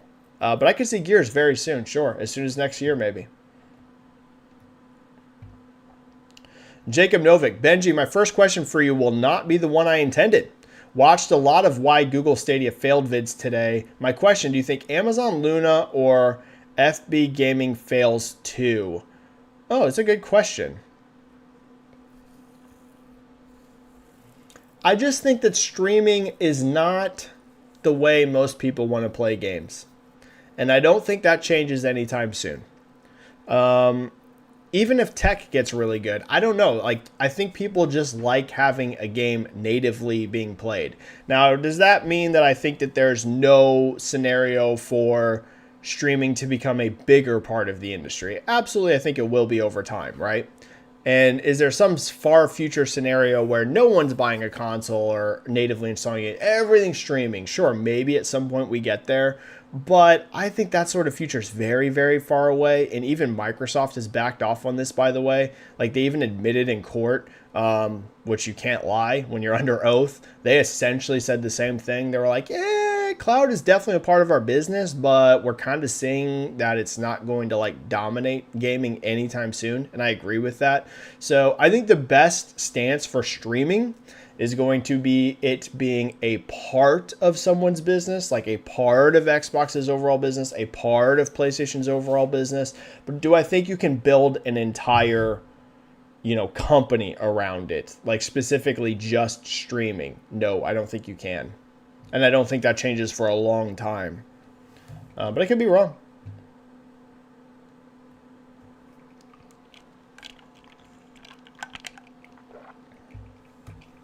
Carlos, hey Benji, the Xbox thing was kind of a nothing burger in the end, right? I think they shouldn't have waited so long for a podcast if this is all they were going to say.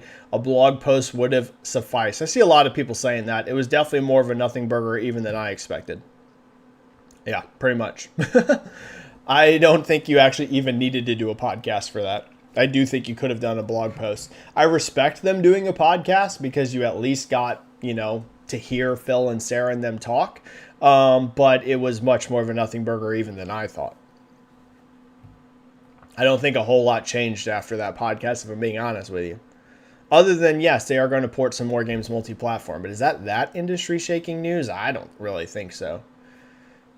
To me, if it was industry-shaking, it'd have to be like, we're now moving to like, some of our AAA single-player games are going to be day one launches on PlayStation. Like, something like that. Like, let's say they came out and on that podcast, they were like, hey guys, Hellblade 2 already in development right now for PS5. We're planning on launching that thing, within either day one or, within 6 months. It's going on PlayStation. Same for Avowed. Like, something like that, it'd be like, holy crap. Wow, yeah, this is some crazy news. But like being like, we're going to port some stuff that's not really having an impact anymore. And like, yeah, there will be some stuff in the future too, but we'll see. And we're still making Xboxes and Game Pass hasn't changed at all. Like, it's pretty nothing burger. Yeah, I agree. It wasn't that big a deal, really.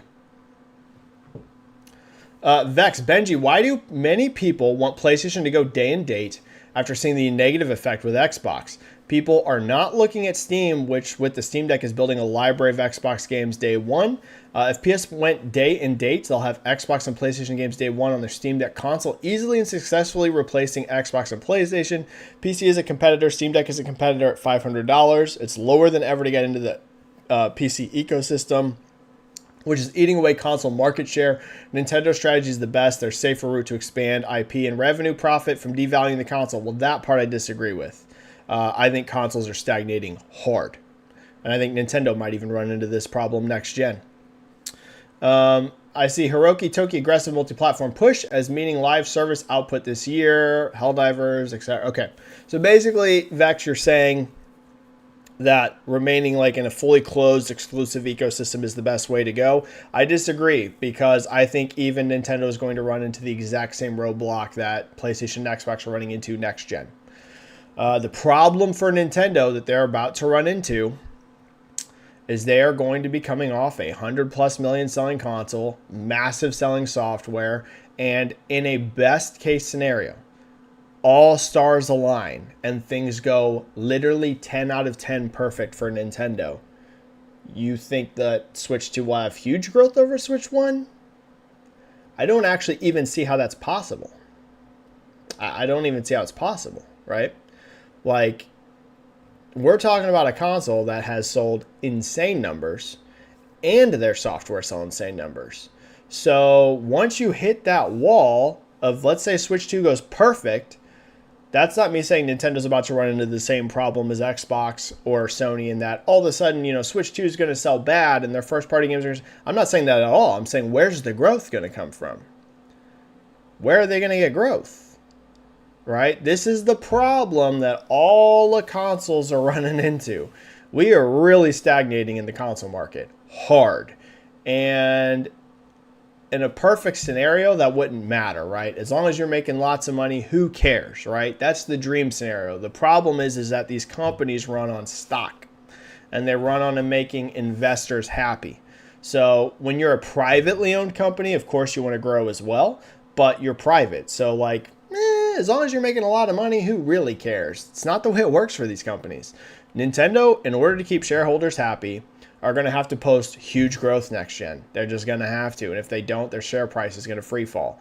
So, listen, do I think that day and date will impact PlayStation to some degree? Yes.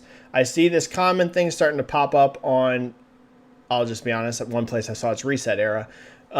This belief that, PCs had no impact on cannibalizing Xbox's sales. Guys, I was in the same boat as you. I would say you're a bit behind the times in that thought process. I don't think that's true anymore at all. I was in the exact same boat. If you would have asked me a year or two ago, I was literally saying the same thing that those people are. They're different markets. They're not cannibalizing.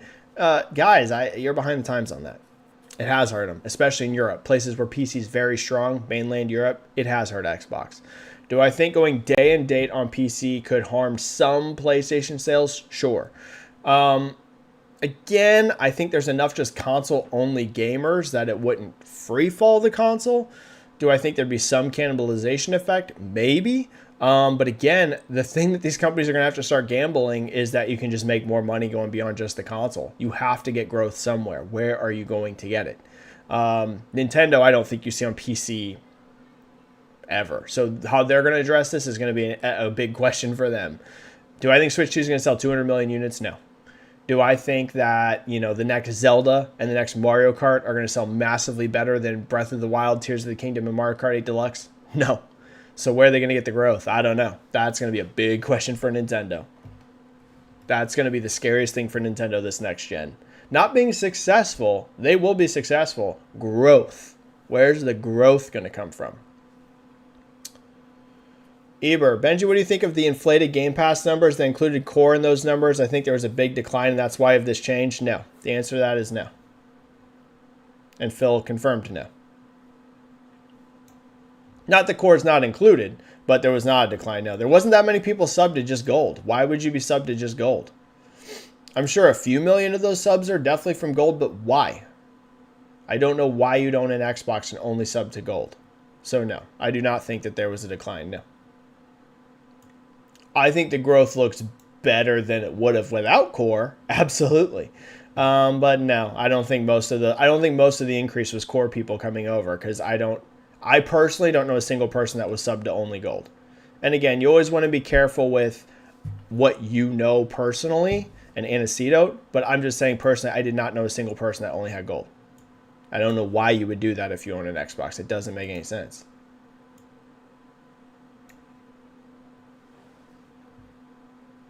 But I'm sure a few million of those subs were from that for sure. Sounds PP7. Respawn Star Wars FPS will apparently be a Mandalorian game. I'm both happy about this and not happy. When do you think we'll see this game, before or after Jedi 3? And what sort of gameplay are you hoping for? This is the way. Before. I think it'll be before Jedi 3, because it started development before Jedi 3. So I would expect that you would see this before Jedi 3.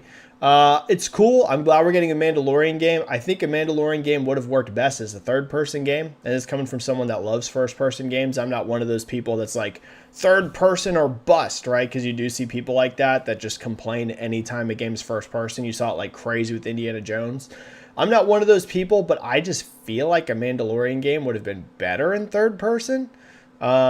With jetpacks and like, you know, all that sort of thing. Like he has so many like gadgets and type stuff. I know you can do it in first person, but like the armor and I don't know. I think it would have been better as a third person game. But all of that being said, Respawn are incredible developers. So I'm sure it'll still be awesome. I have no doubt it'll be awesome. But this is one of the rare cases where I'm like, I actually would have liked this more as a third person game. Let's poll it. Let's poll it. I asked you, will we see a single-player AAA game from PlayStation launch day one on PC in the next 5 years? I am shocked at this result. 69% of you voted yes, 31% of you voted no. I thought it would be split or no would win. I would say I'm a bit divided on this, but gun to my head, I would go yes. Gun to my head, I'd go yes. Like, you know, Benji, you must make a decision. You have no option. You can't say, I'm not sure. I would also go yes, but I would say it's a yes with low levels of confidence. You know what I mean? It's a low level. There's different degrees of yes. There's like, I'm sure of this. Or there's like, I think it might happen. I'm like I think it might happen. But I'm not super confident in it. But if I had to pick one, I'd go yes. Okay, let's poll this. We're going to go for 15 or 20 more minutes, and then we're going to bounce. 15 to 20 more minutes. What's your opinion on the Mandalorian game?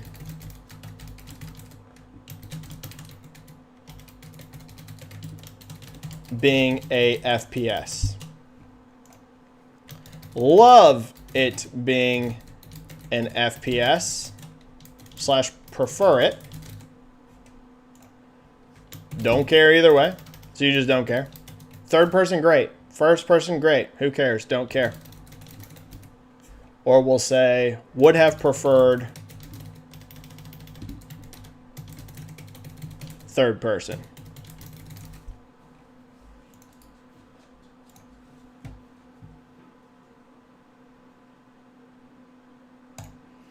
I'm going to go with I would have preferred it being third person, but at the end of the day, it's not the end of the world. I'm sure I'm still going to love this game. I'm sure I'll still love it. But, you know, dream scenario, I have my choice. I would have preferred this one as a third-person game, but again, it's Respawn. I have faith in them either way.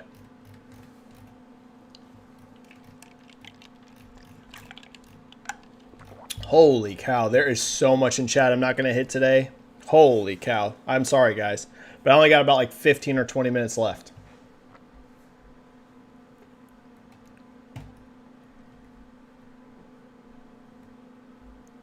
Sin is saying hello. What up, Sin? Target Locked saying hello there. Hello. What's up, Target Locked?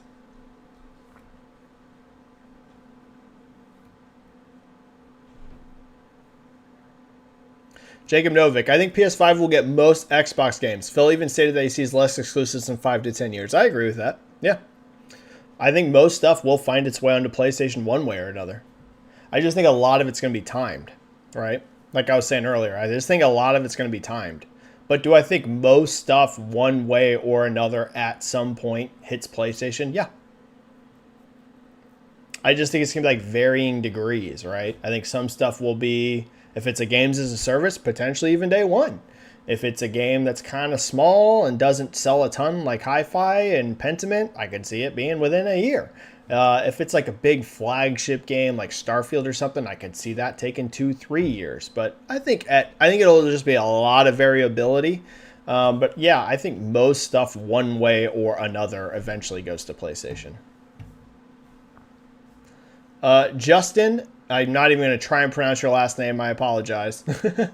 Really excited for the chat today. Where do you see the industry 5 years from now in terms of multi-platform? I think Phil's right in a lot of ways, in that I think we see less one platform exclusives.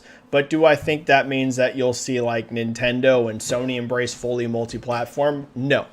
So I think Phil is both right and also I think he's like right in a technical sense. In other words, I think you're going to see Sony eventually almost fully embrace PC. Microsoft's already there. So in other words, the one holdout you'd have from like strictly these games are only on one piece of hardware is Nintendo in the next 5 years. I still think they won't put their games on PC. So I think you'll have Nintendo as truly the final holdout. Sony will be, like I said, I don't know if they're going to be everything day one on PC, but they're going to be way heavier on PC than they are now. I promise you, in 5 years. And Microsoft's already there. So his statement in a technical term, in terms of like only on one platform, not like multi-platform in terms of we're on Switch and PlayStation and Xbox, purely like you're on one device. I think he's technically right. But that doesn't mean I think exclusives are totally going away. No. Not at all. Skinny Tom, love your content, Benji. Thank you, so kind.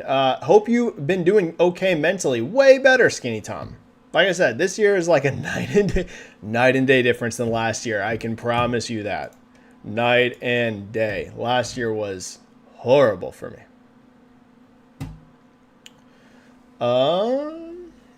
Lolo, I think Xbox got scared by the response from the rumors and tried to do damage control with the podcast. Potentially, but I'll say what I said last week. You say, I still think more games are coming. They just need time to ease their audience into it. Well, Phil basically said that. Like, as long as you like read into what he's saying, that's essentially what he said. Do I think that they did damage control? I'll say the same thing I said last week.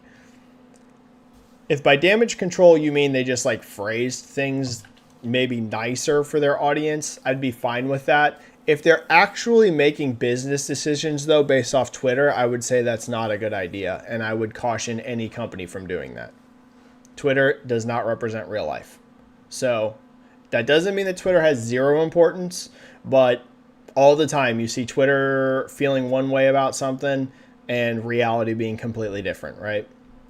So that's what I'd say. If they were like, hey, we need to make sure we sugarcoat our phrasing a little bit, okay, fine, that's whatever. But like, let's say there was actual business plan changes, I would say don't do that.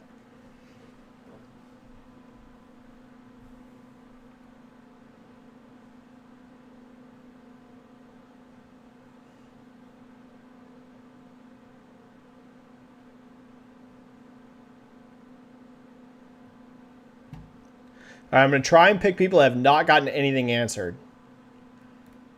So I'm going to be kind of bouncing around. Tlelobot. Benji, do you hate Embracer Group?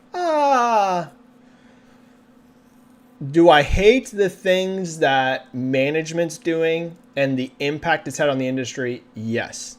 Do I hate everyone at Embracer Group? Absolutely not, right? Thousands and thousands and thousands of devs work for Embracer Group. So like, that's what I would say. Do I hate what the practices and decisions and like what the top brass decision makers are doing to the industry? Yes. But I don't want to make like a blanket statement like I hate Embracer Group, because there's tons of people there that don't even make these decisions, right? Tons of them. In fact, the amount of people that are making these decisions is probably represents less than 1%. In fact, I'm certain, represent less than 1% of the people that work at Embracer. So yeah, I hate the decisions that management's making and the things they're doing, but I don't hate everyone at Embracer Group, because again, you're talking 99 point something percent of the people at Embracer have no say in any of this.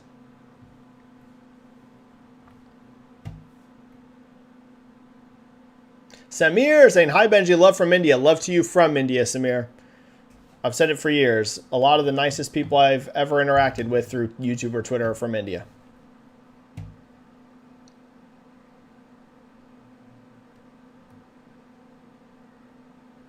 Jose says there's no reason Spider-Man 2 should cost that much. They need to look into where the money's going. You want me to tell you why Spider-Man's so expensive? The licensing.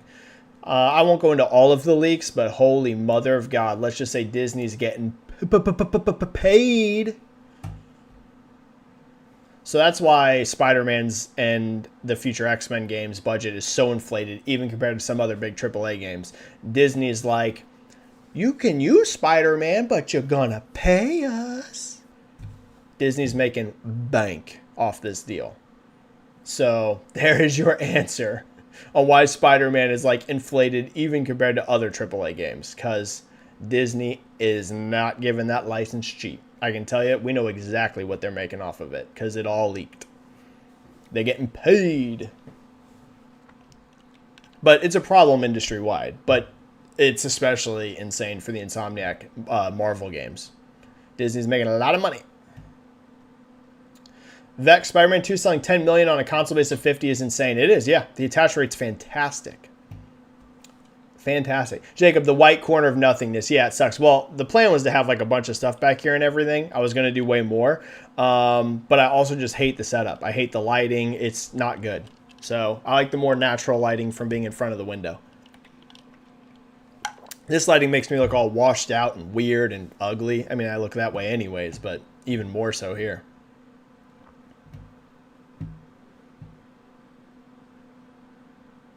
Gordon, hey Benji, hyped for Rebirth. The next demo cannot come quick enough. Didn't play the demo. My hype for Rebirth is a 10 out of 10. I adored the remake. Final Fantasy VII, both in terms of its original and remake forms, is one of my favorite games of all time. I played and beat remake twice, adored it. So yeah, 10 out of 10 hype for Rebirth.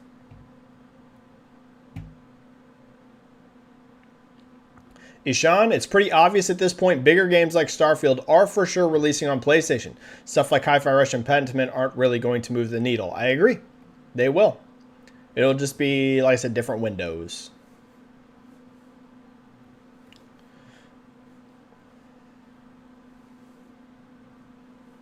Danger Man, thing is, people are willing to spend hundreds on concerts, but $70 US games are a big red line. Yeah. Yeah. I agree with some things like what Strauss Zelnick from Take-Two said, where he said, actually, if you compare gaming, like the price of a game, like not consoles and everything, the price of a game. If you compare like your dollar to like experience ratio, video games are actually amazing value. He's not wrong on that. Like a lot of these games that are $70 nowadays, you're getting 40, 50, 60, 70, maybe even 100 hours out of the game. Like the dollar per enjoyment ratio is super high. It's just, I mean, the problem is we could go way into this, but it's because everybody's getting screwed on how much money they make. The world has a massive wealth gap. So that's a way bigger problem than just gaming.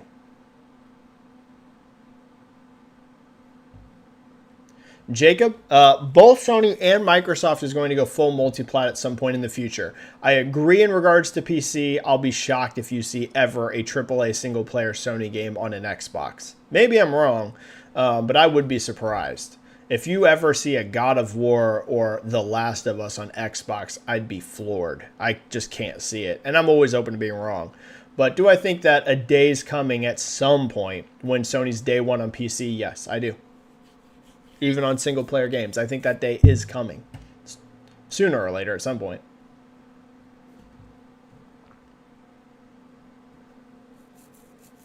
Danger Man, I expect PS6 will do day one PC releases, especially cross-gen. On PS4 and PS5 didn't have PS4 do well. Maybe. Maybe. Maker of Chaos, in my opinion, I think dropping single-player games day one on PC will help because more people talking about the game equals more sales. Maybe. Maybe.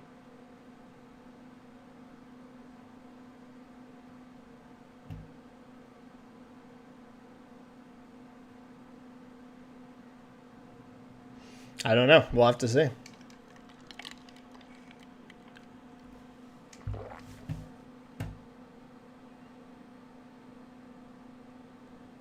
A lot of you guys just discussing growth. I like to see it. Sorry, it's why it's taking me a minute to find the next question. I'm getting through your guys' chat.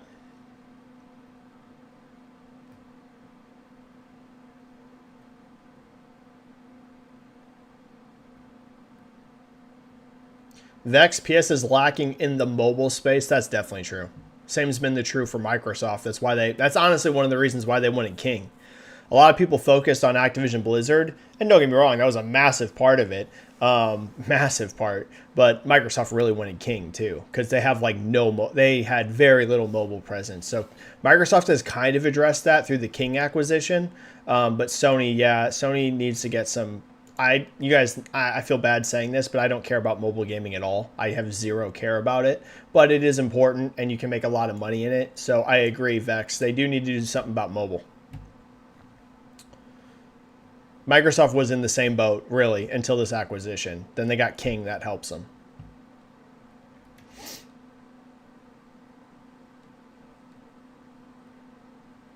Danger Man really was her? Damn. Yeah, it was Alana. That was cool, man. I'd never seen Alana in chat. So shout out to Alana. I feel bad for second guessing it now. I've had a lot of big people tell me they watch the stream sometimes in DM, but I just never seen Alana in chat before or heard that she watched it. So I was like, really? I don't buy this. But no, it was really her, which is cool. Shout out.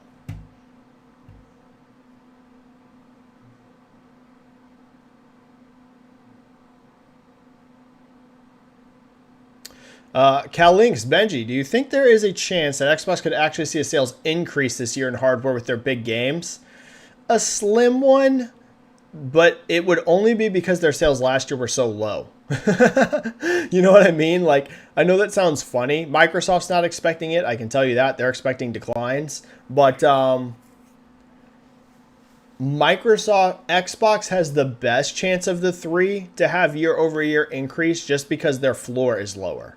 So it'll be harder for Switch and PlayStation to be up year over year because they're coming from such highs. You know what I mean? Like, even in, let's say, a worst case scenario, Sony ships 20 million PS5s. That's still so many more PS5s than Microsoft shipped Xboxes. So it's like Xbox has the easiest path forward to have growth year over year for hardware just because their floor is so much lower. Do I expect it? No. Is it impossible? It's not impossible. Because they have the easiest job of the three of them. They have the easiest job of having growth. But that doesn't mean it's like even likely. It's just maybe.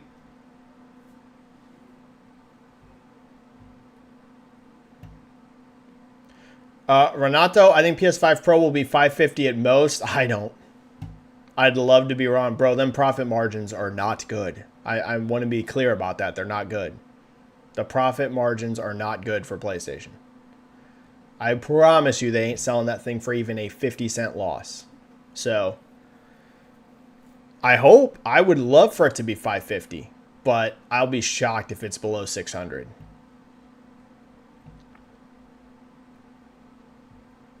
They will sell it at 550 if they can make it for less than 550.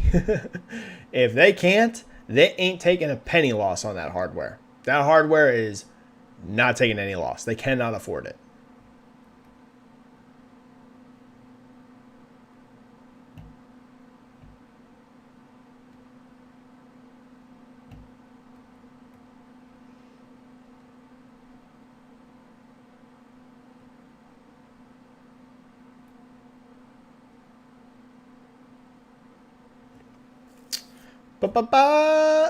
Matu, how much do you think the Switch 2 will cost? I've been predicting $400. $400 is my expectation for Switch 2. Anything under that, I'd be shocked. Higher than that, I would also be surprised. Just because for Nintendo, it is vital importance that they can hit the family market. It's more important for Nintendo than it is for PlayStation and Xbox. That doesn't mean that there's not kids that play on PlayStation. That doesn't mean there's not kids that play on Xbox. But of the three of them, I work in retail, so I sell these consoles every day. And I've been doing that for the last, I don't even know the time off the top of my head. It's been 15 years or something that I've worked in gaming retail. I can tell you just flat out more kids play Switch and Nintendo than play PlayStation and Xbox. So they want to be able to hit the family market. Once you go past 400, man, that's going to be tough, bro. That's going to be tough. But I also can't see them coming in at the price of the Switch 1. So 400. I'm expecting 400. Higher or lower would be a surprise to me.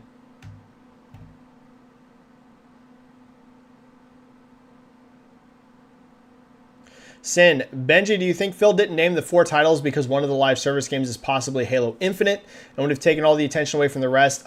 No, because they leaked. We know the 4 games. Grounded, Sea of Thieves, Hi-Fi Rush, Pentiment are the 4. I think they didn't announce them because of, I think some of it's getting announced at the Nintendo Direct. So, that's what I think. I don't know that, but I suspect you're going to see some of them announced at the Nintendo Direct. If I had to guess, I'm going to guess you see Hi-Fi and Sea of Thieves at the Nintendo Direct, but I don't know. We're wrapping up. 5 minutes and I'm out. 5 minutes and I'm out.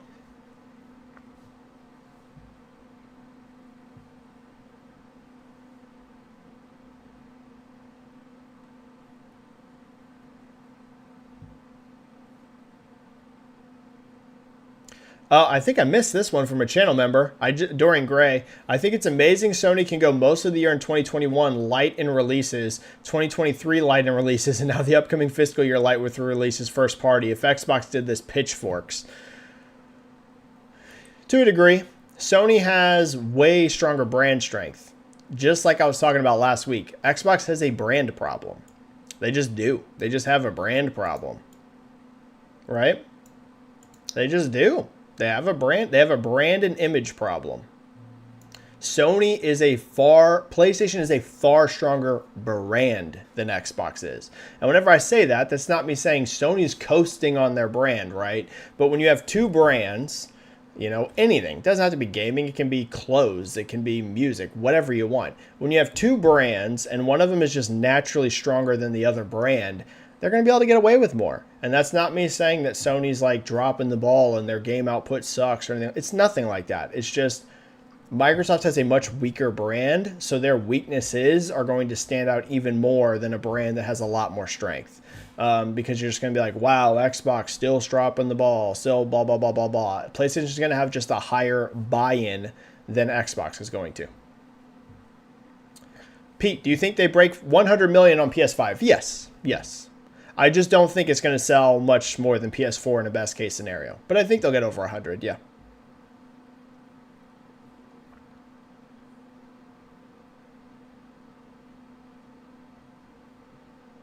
Vex, I'm sorry. I see that you're like a really optimistic PlayStation fan, but you're just not right. You're saying, what are you talking about? PlayStation is lacking first-party Japanese games. A whole market PlayStation can grow. Also Korea and China. It's not growing, though. I'm using data. It's not growing. It hasn't grown for generations. Like, guys, people aren't aware of that. There's a great tweet from Christopher Dring that combined PlayStation and Xbox. Like, if you just combined those two, there is like no growth or little growth for 3 generations in a row. Vex, I'm sorry. I am happy that you're so optimistic about PlayStation. I hope PlayStation 5 sells 150 million units. It's not growing. The hardware's not growing. And it hasn't been growing for generations. In terms of the overall console market, it's not growing.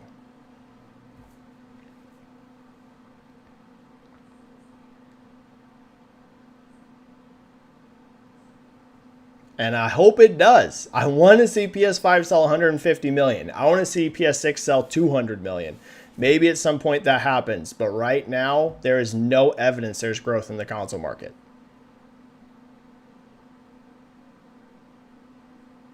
In terms of like hardware install base. It's just not growing.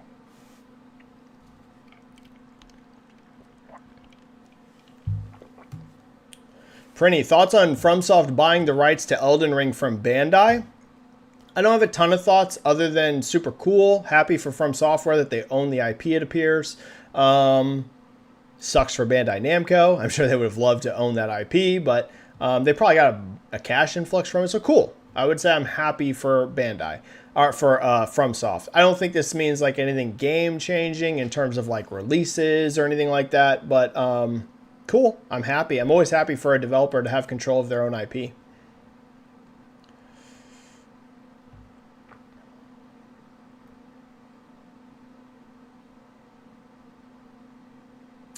Alvaro, Gears is as big for Xbox as Halo. If you won't see Halo, you won't see Gears. That's not reflected in player numbers or sales numbers. Halo is much bigger than Gears. But Gears is still big, but it's not as big as Halo.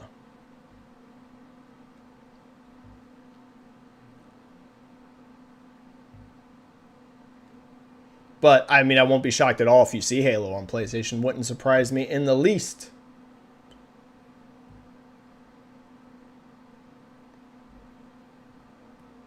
All right, we're almost out. We're almost out. Bigelow, Benji-Sales, what do you think of an Xbox handheld with Xbox OS with a Switch price? I think it's potentially smart. We're seeing a revival of handhelds in general.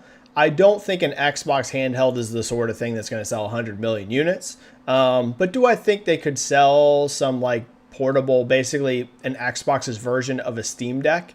Sure. Yeah, I could see it. I could definitely see it. As long as the R&D and production costs on it aren't super outrageously expensive, I would do it. Yeah. I think there's absolutely a market there. But I would caution Microsoft, if they got into this, don't expect you're going to sell like a Switch. You ain't going to sell it like a Switch. But let's say, hey, you could get around a Steam Deck, maybe best case scenario sales out of it. Sure.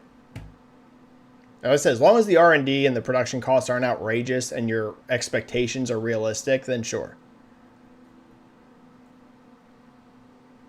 Joseki, I think Nintendo too expected Xbox's podcast to be a much bigger deal if they delayed the direct for it. In reality, they could have been the email. Yeah. Yeah, it wasn't that big a deal. It wasn't that big a deal.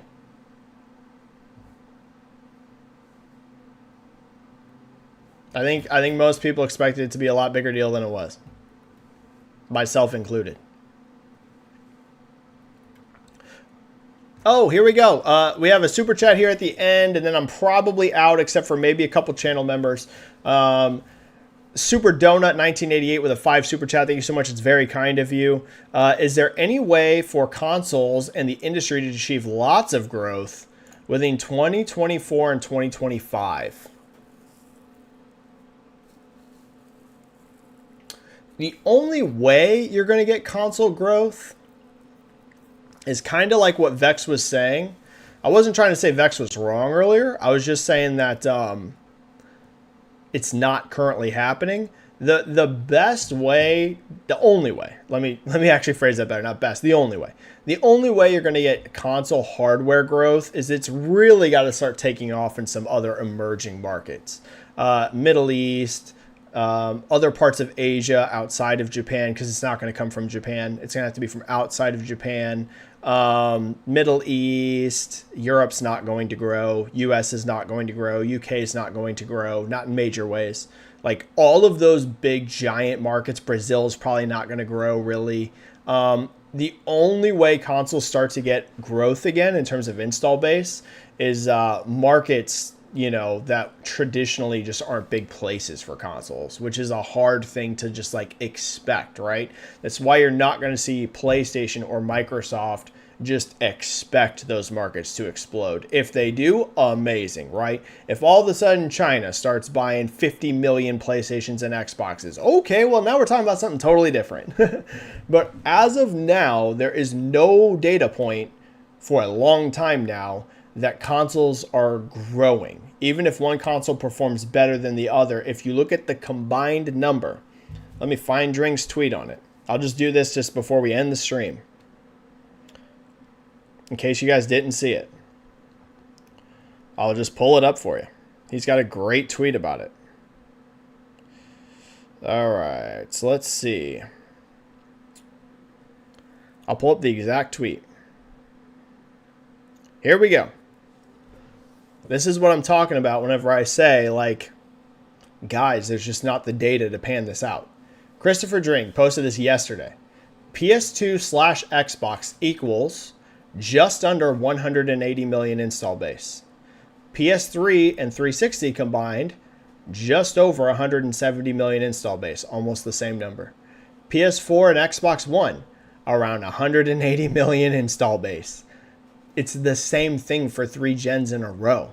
Even if one of them's doing better than the other, the actual total number isn't really shifting, right? PlayStation and Xbox essentially combined is a stagnant market for 3 gens in a row.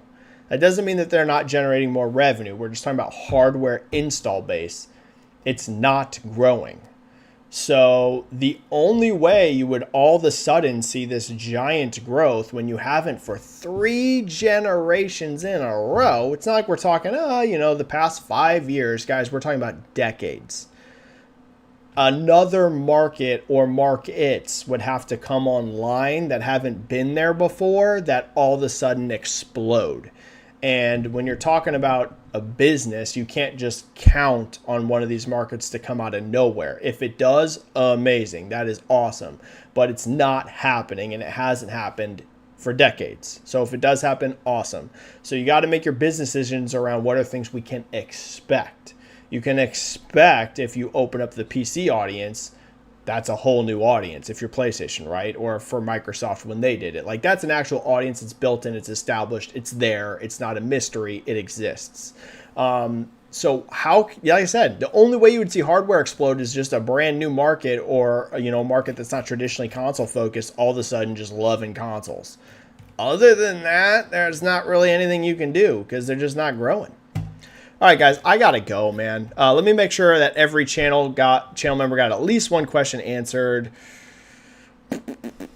Kelligrim, late to the chat. The snow is crazy. Drive safe, buddy. Hey, what's up, Kelligrim? I don't got to work today, so boom. Yeah, snow's crazy. Great to see you, Kelligrim. Where I'm at, it's snowing. Yes, you're late to the chat. In fact, we're ending the chat. Everybody's had at least one channel member question answered. I gotta go. Thanks everyone for a great turnout in chat today. Thanks for the super chats. Thanks for the channel memberships. Thanks for all the support lately. It's been out of control really this year. 2024 is off to an amazing start for me on YouTube and Twitter. So thank you guys so much. Subscribe to the channel if you haven't already. We do one of these chats every week. Next week we'll be back to the better setup. I hate the setup. Like the video if you haven't already, helps the YouTube algorithm. Subscribe, follow me on Twitter, you know the spiel. And I'm gonna go, guys. Thanks for another great chat. As always, stay safe, play some games, and I will catch you guys either here on YouTube next week if you only follow me here, or if you follow me on Twitter, I'll see you probably later today. All right, everyone, thanks. Bye. Have a good one. Bye. Peace. Bye.